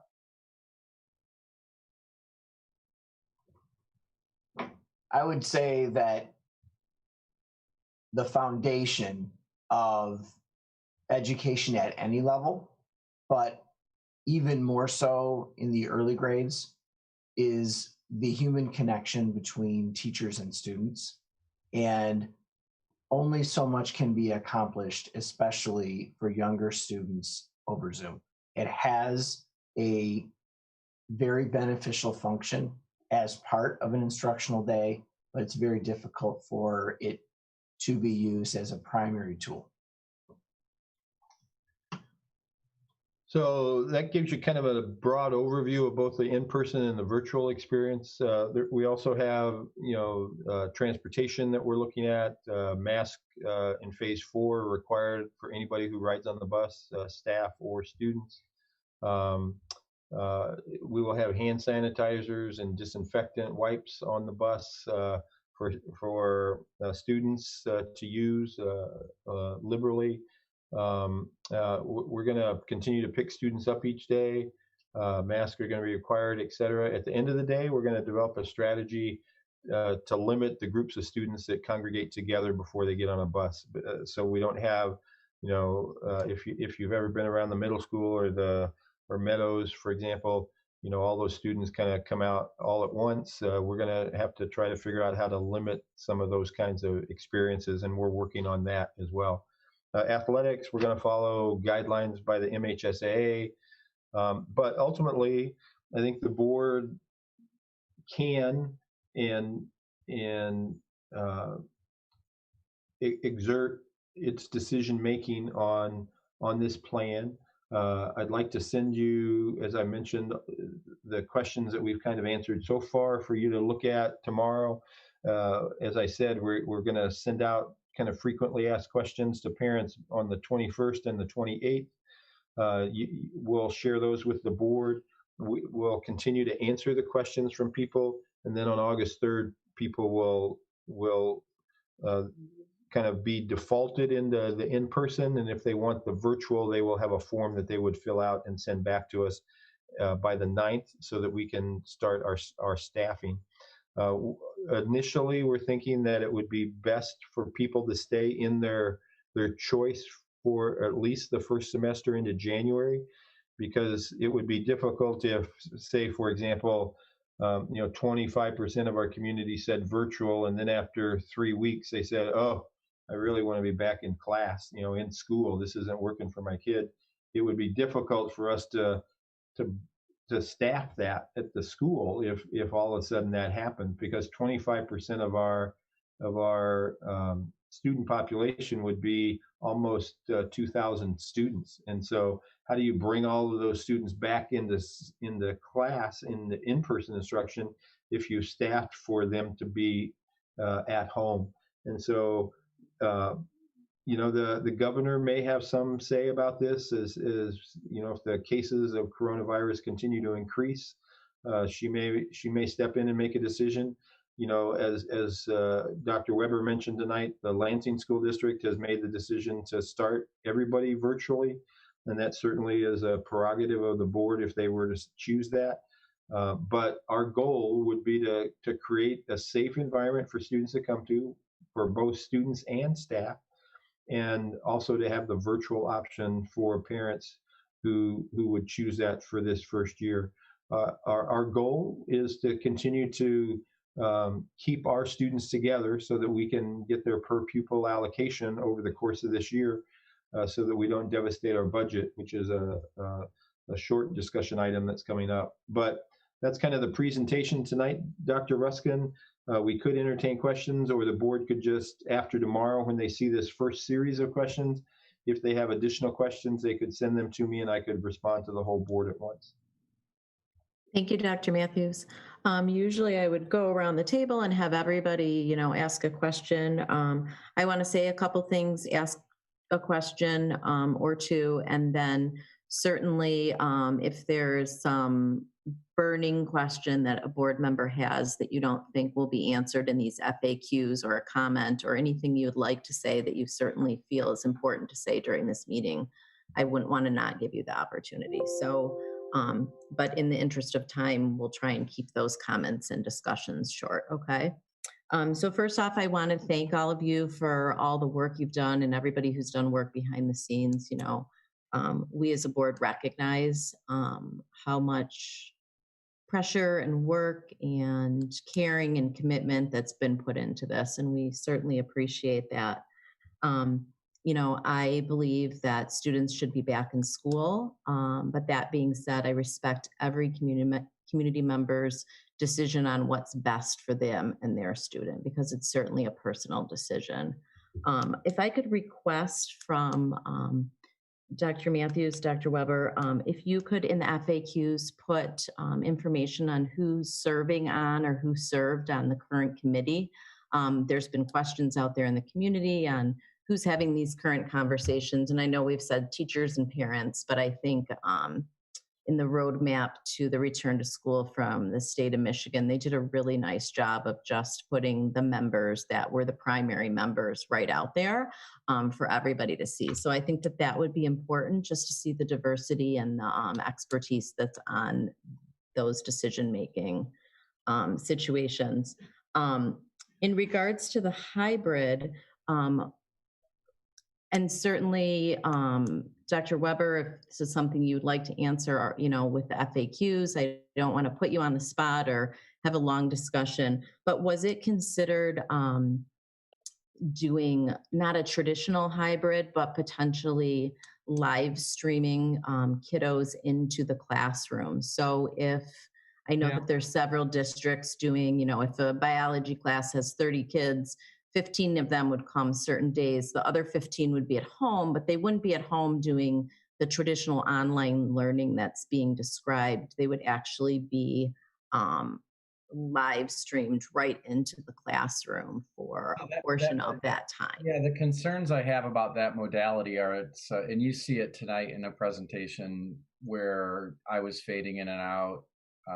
Ms. Hoppenstedt was fading in and out. Dr. Matthews froze. It also, so there's a technical issue to that. There's also what it does to constrain and constrict a master teacher from working with their students. To think in any way, shape, or form, for instance, that a first or a second grade teacher would be able to do something like that is hard. And then the third thing is, and again, we are very fortunate, but this is where I'm going to get a little chippy. We also have busted our butts the last 10 years to put us in a position to do what most districts can't do. Because we have our aligned curriculum, because we have our aligned assessment, because we have the technology platforms we've invested in, we're going to be able to provide experiences for kids that aren't going to merely be sticking a camera in a room and pointing it at a lecture-based instruction for the whole hour. So and I say this empathetically, I feel badly for the families in districts who weren't able to get all of that together and whose plan really is for virtual learning as well. And Dr. Matthews shared one of these districts with me today, where they're going to simply put a camera in every room. And if you want to learn virtually, then you're going to show up to that camera lesson, if you will. And there's a tragedy behind that, because if we all have to go out and your district has not built a virtual platform of meaning and depth, then what do you really give your community? So Danielle, President Ruskin, these are the questions that I definitely want to answer. I know it's 10:12 after a long day, but I am more than happy to entertain these, because these are the pieces, these are the things that the 240 people that we've been working with have argued about, went back and forth, have vetted, have thought about, and I'm happy to help the whole community hear the reasoning behind our decisions. Thank you. And then the third thing, and then I'm done, is, and I think I brought this up to both of you about, and I could be having it completely wrong, but the clarity on the different phasing systems that the state of Michigan has. So I'm under the understanding, and just to be clear for our community members, because this is a confusing topic, that there is a phasing system in the state of Michigan that ascertains the economy, and we are in phase 4 in our area for that. But then there is also the Michigan State Safe Start Plan, which Oakland County is currently in phase 3, because that is what the school return to school aligns with. Is that correct, or am I wrong in pointing that out or asking that? There are, you're correct. There are 2 different kind of phases or stages that the governor has identified. Currently, we're in phase 4 for return to school, but overall, there's also a kind of the community safety stage as well that's being discussed, and those are different stages / phases. But currently we're in phase 4 for return to school, which allows in-person instruction. Thank you for the clarity. Does anyone else from the board have any comments or questions? Mr. Cook?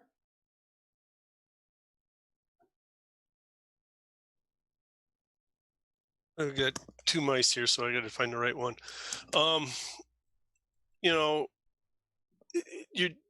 Some parents have been asking about the virtual option and what it's going to look like, so that they can do some investigation and decide whether that's what they would need for their students or their kids. And I'm kind of curious, and it's because I spent a lot of time talking to some professors from Lynn University about the difference between online learning and virtual learning. And from what Dr. Matthews described, it sounds like we're going to do online learning, not virtual. So, I guess more in depth on how this is going to look for the parents and what they can expect would be great. Um, you don't have to answer that right now, but that's one of the things I wrote down. The other thing is if we slip back from phase 4 to phase 3 and we're no longer allowed to do in-person instruction, but we're already into the school year, are those students going to be basically are they going to step into the virtual academy, or are they going to get that same type of instruction? Understand the face-to-face time and is not going to be the same. You know, the the other thing is, we've got a good plan for our K-6 to keep them isolated and in pods and in small groups. The problem with 7 to 12, our students are, they have to go from classroom to classroom. And wouldn't it be beneficial to have a hybrid option just for those students, that would allow smaller groups, a smaller number of students in the school at one time, and the teachers still, instead of teaching, 5 hours in person, would be teaching 3 hours in person, 2 hours online, or vice versa. To me, that kind of sounds like a way to help out and alleviate some of the distancing issues we may have. And my last thing is kind of a comment, Dr. Matthews, I talked to you about it. The direction of this, of where we go here in the fall, the direction of the school district is the board's responsibility. And, you release this to the parents with a couple hours notice to the board of what it was going to be. Yeah, we did see it shortly ahead of the parents, but it would have been nice for you to come and give this presentation to the board ahead of releasing it to the parents. It's one of the roles of the board, and we've been lectured over the years on staying in our swim lane. So we really appreciate everybody's effort. Which reminds me, another person asked me, how are the parents chosen that were on the committee? Or are we going back to those same parents that are used over and over and over again? Yeah, I'd be happy to answer a lot of those questions, Mr. Cook. So first, all the questions you ask are exactly what is keeping people like myself and my colleagues working 7 days a week to try to figure this out, because there are no easy answers. And I will never apologize for slow rolling a good plan to our community, as opposed to quickly jumping and changing our plan every day or every week. I am grateful to serve in Novi, where we will not recommend to the board to do what the Utica Community Schools did, which is to offload their entire virtual learning to a private company to do it. The time that we are taking to do this should be, I would hope, a balm to parents who have worked with us to know that we are taking this incredibly seriously and working incredibly hard to do so. As far as parent representation, holding several different parent groups, and I'd like to think I'm my own parent focus group, because about 10 parents every week stop me wherever I'm at to tell me what we should be doing or ask me questions, which again, I'm fine. I live in Novi, I'm good with that. To Danielle's point, we'll go ahead and supply the 240 names of the people who have been working towards this and helping us. And from the high school standpoint, the other part that's making our virtual discussions so difficult is the standard that my colleagues are holding themselves to come up with the perfect solution is an unrealistic standard that I'm trying to get to help them understand that that it is very difficult to do things to the absolute level that we've done them here without sacrificing certain things. So our own stubbornness is we're trying to find solutions that other districts, frankly, have already given up on. And one of those pieces is how do we honor our rich fine arts tradition in Novi, our marching band, our the band that we have. I think of Melissa Matson's daughter in color guard, going back to that. I'm not willing to turn my back because people need answers right now on it. I think we need to keep working really hard. Tomorrow we have, I think, 6 meetings set up to discuss specials in general. So I think those are all good questions, but and I can tell you from a leadership standpoint, it has been really difficult to thread 250 people together through Zoom.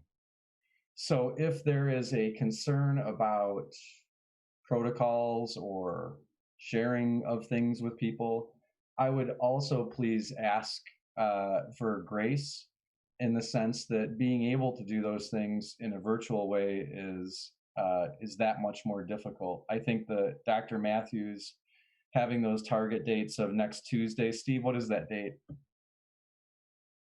The 21st and then the 28th, which is the following day. Tomorrow we'll be able to have some other ideas about specials, but our goal, and we believe people move to Novi. Our core classes are great. And Marianne, I think you could speak to this a little bit. I mean, people come to Novi because of what you all as a school board have built, which is all of the extra things that we're seeing other districts turn away from. And we are fighting like heck to keep those. Thanks.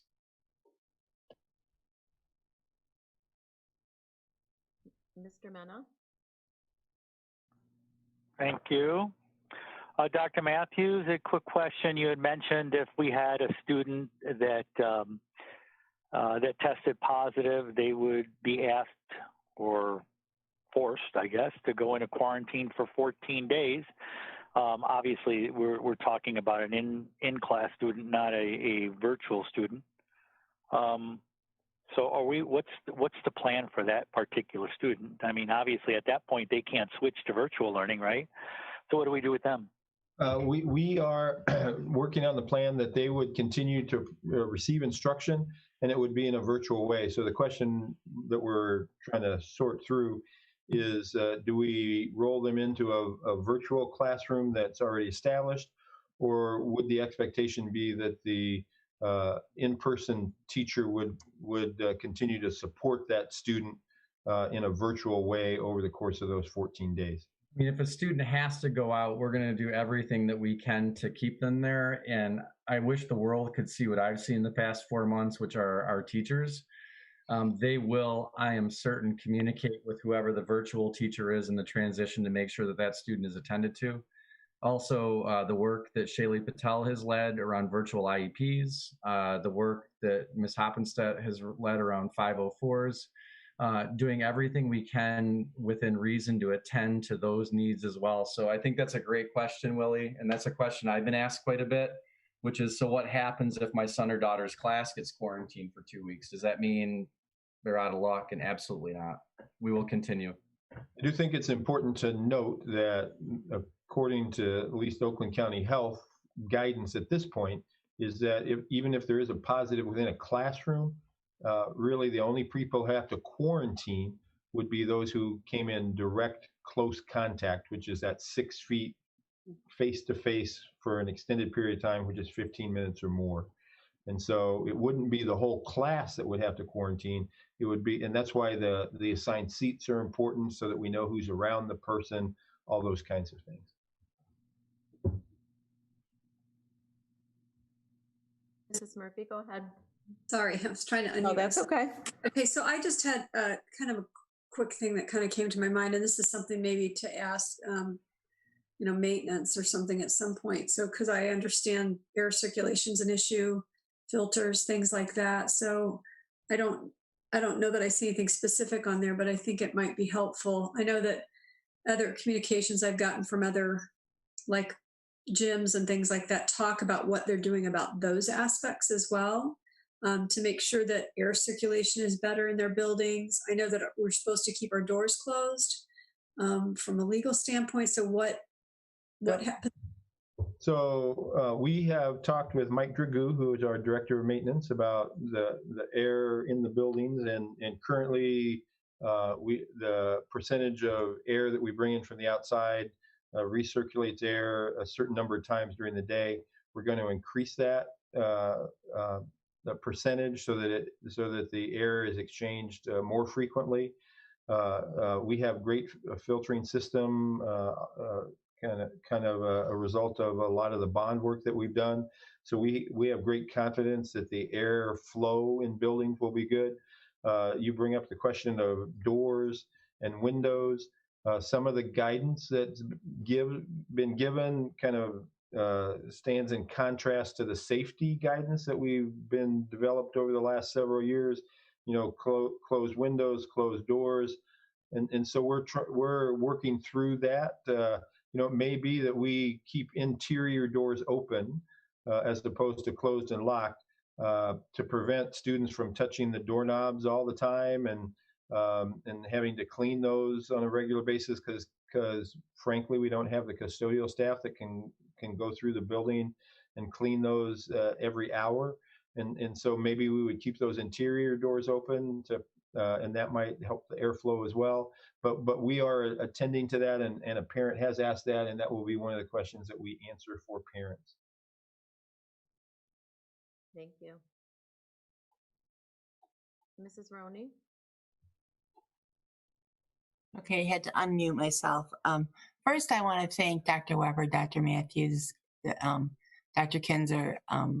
I have a lot of close personal friends that are teaching in the Utica Community School District, and I have heard their woes.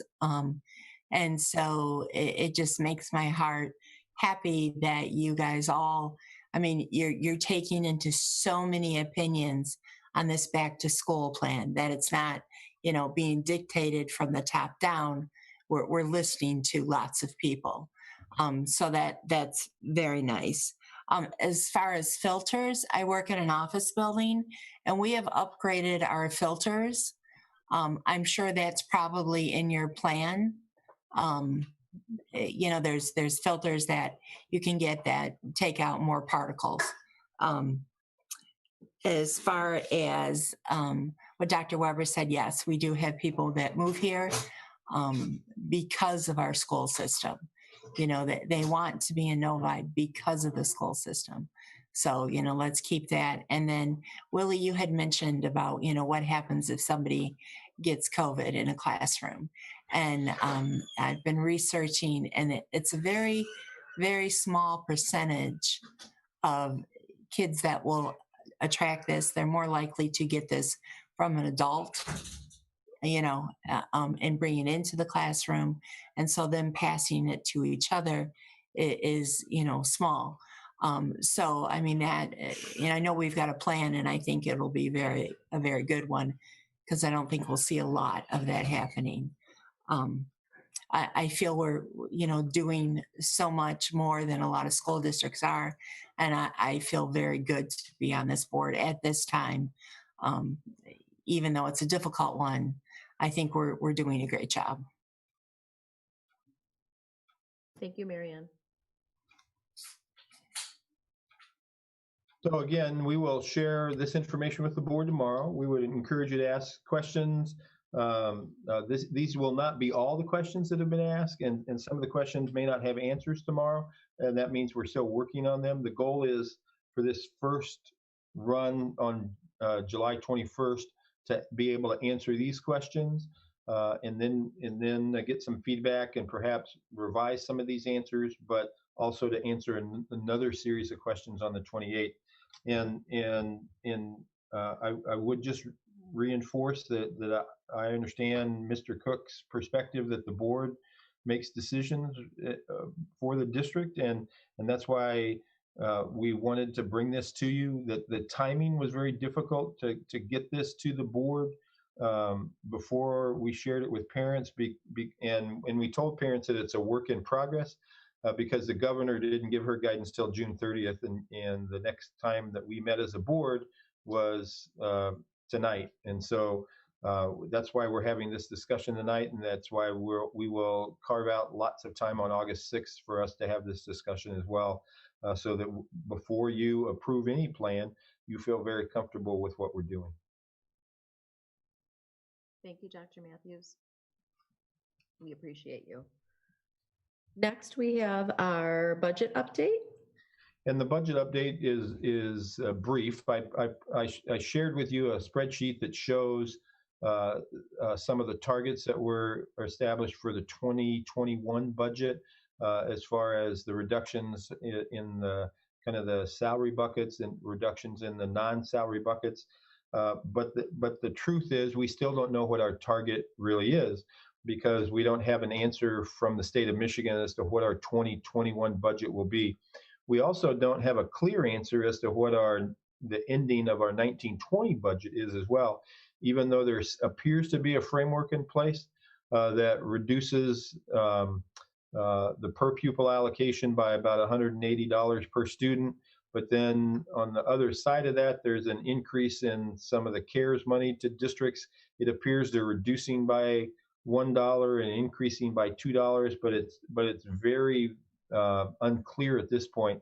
So we just wanted to continue to have this as a tickler for the board, that this is an ongoing discussion that we're having, that we really are proceeding with plans, but we're also being cautious because just this week we heard, for example, that the U.S. Senate may be moving a bill that would provide relief to districts as they look to open in the fall.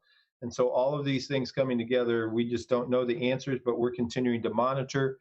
Getting Mr. McIntyre on board will help us do that, although Ms. Wheeler's been doing a tremendous job helping us navigate through this. But we just wanted the board to be aware of some of those targets, with the understanding that those targets may shift as we get more clarity on what our final budget will be for 2021. Thank you, Dr. Matthews. Mr. Mena? Dr. Matthews, what effect do all of these plans in the fall that we have affect the 2020-2021 budget? The plans there is an expense to the plans. For example, the disinfectant, the wipes, the cleaning that we're going to do, the upgraded filters, for example, all those kinds of things, the mask that we're going to have for students to wear. We got on top of that early, and we've been keeping a spreadsheet of how much all of those expenses are.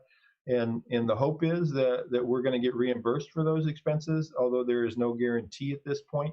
But there is an expense to preparing for school for the fall that we have not had in the past years. Is there any areas of savings as a result? There will be some areas of savings. For example, there probably will not be as many field trips that will require busing in the fall as we've had in the past. So that is a savings in transportation, for example.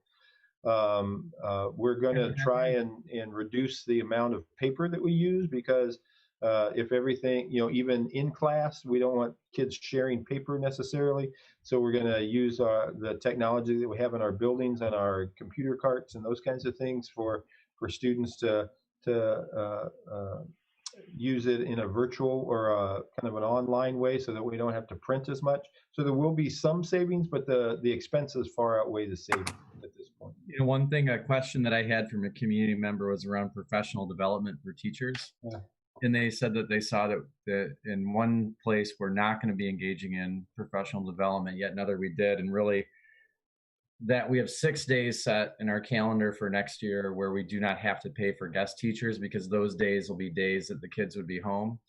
And that will be really the threshold of our professional development. So that's about $160,000 savings in guest teacher costs. But as Dr. Matthews and Mike Dragoo and Dr. Kinzer and I were in a meeting yesterday, just wipes alone, yikes. Yeah. So the savings in guest teachers, we think will be somewhat significant, because we won't be doing that during the school year. We'll be using those calendar days. And so, as I said, there are some savings, but the costs far exceed the savings.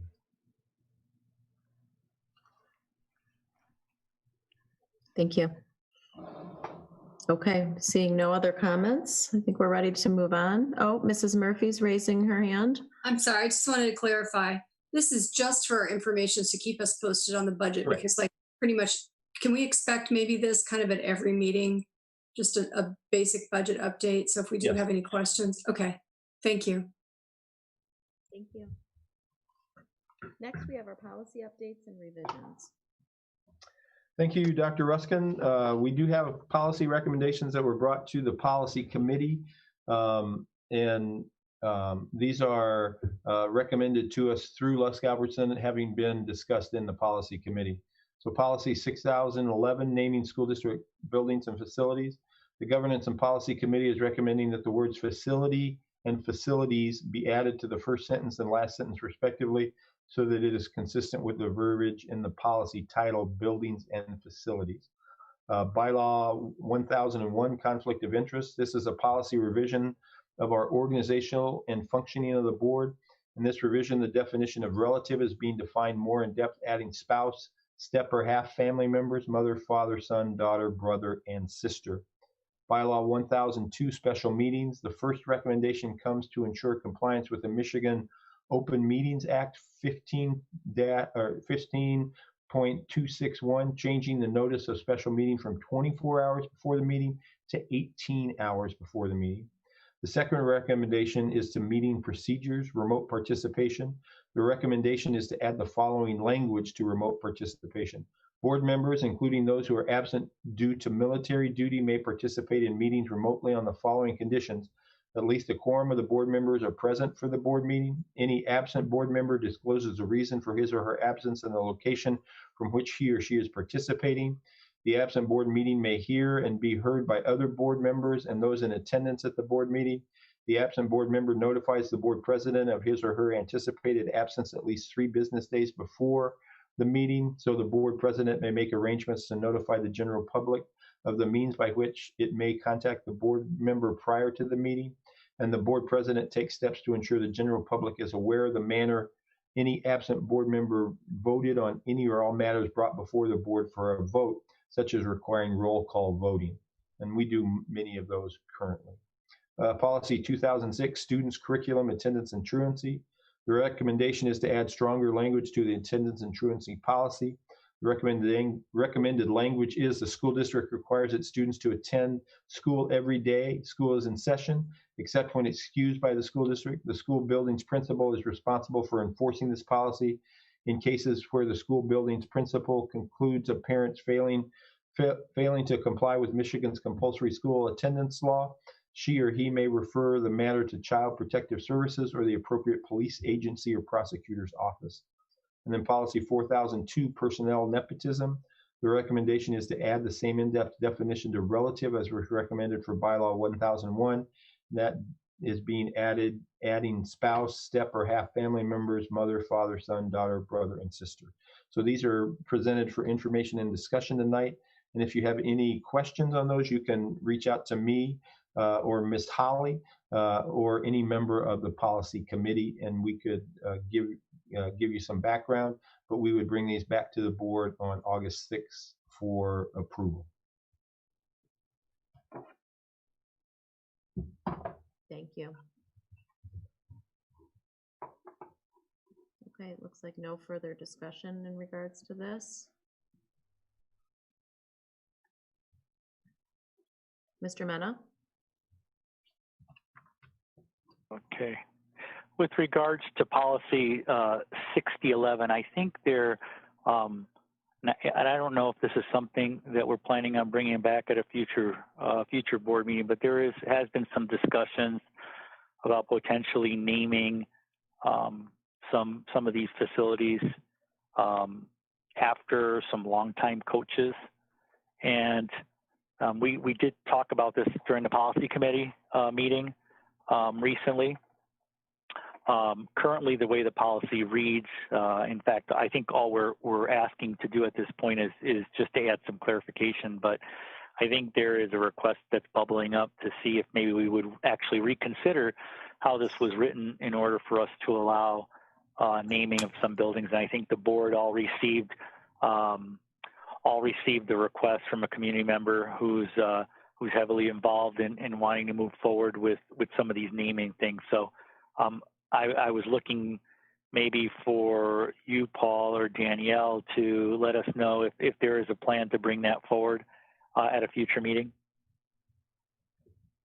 So the plan in place currently, and Dr. Matthews can help with this, or Paul, you can pipe in, was to get the policy clarified because currently it didn't match the title and the verbiage. So that was the priority, I believe, of the committee. The community member sent a proposal, if you will, to the entire board.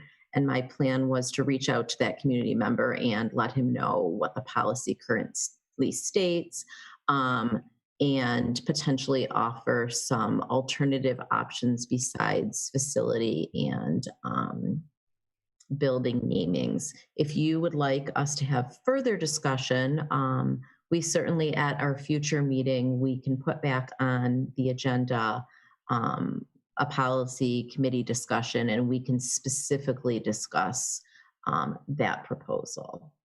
Mr. Cook, I was just curious if there was a plan around that, that's all. I was just going to respond to the community member directly to clarify the current policy that we at the policy committee agreed on. Mr. Cook, do you have any additional information? No, I was actually going to talk a little bit about under committee reports, but now's probably is a better time. But yeah, it was the main discussion here was the clarification, and so that the title of the policy and the verbiage of the policy matched, and then it also does match what our practice has been, if we want to discuss this further, yeah, I think we can discuss it in the committee. We did actually discuss some of it in the committee, but we can have a deeper discussion and come out with a more in-depth recommendation at that time. Okay.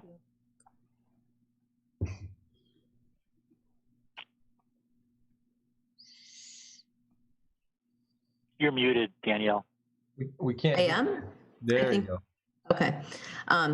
Yeah, if there's any further questions or comments, please forward them to Dr. Matthews, and he will send them out to the whole board so that we can continue to communicate on these. Okay. Next, we have our second opportunity for comments from the audience. There were no additional non-agenda item comments. Thank you. And we have the superintendent's report. Dr. Matthews. I have no report this evening. Okay. And our administrative report, Dr. Kinzer. In light of the late hour, I will pass in my report this evening as well. Thank you. Dr. Weber. Yeah, I can't. So we had 3 of our Novi students, 1 a current high school student, and 2 alumni helped to lead a national conference today put on by the American Institute of Architects around student voice and student agency. They did a phenomenal job and made Novi super duper proud. So a big shout out to Suniti and Marina and Megan. Thank you. That's it. Thank you, Dr. Weber. Next, we have board communication. Mrs. Hood? No? Okay. No, I don't have anything. Oh, I just thought I saw you're unmuted, so I assumed that you did. I'm sorry. Mrs. Murphy?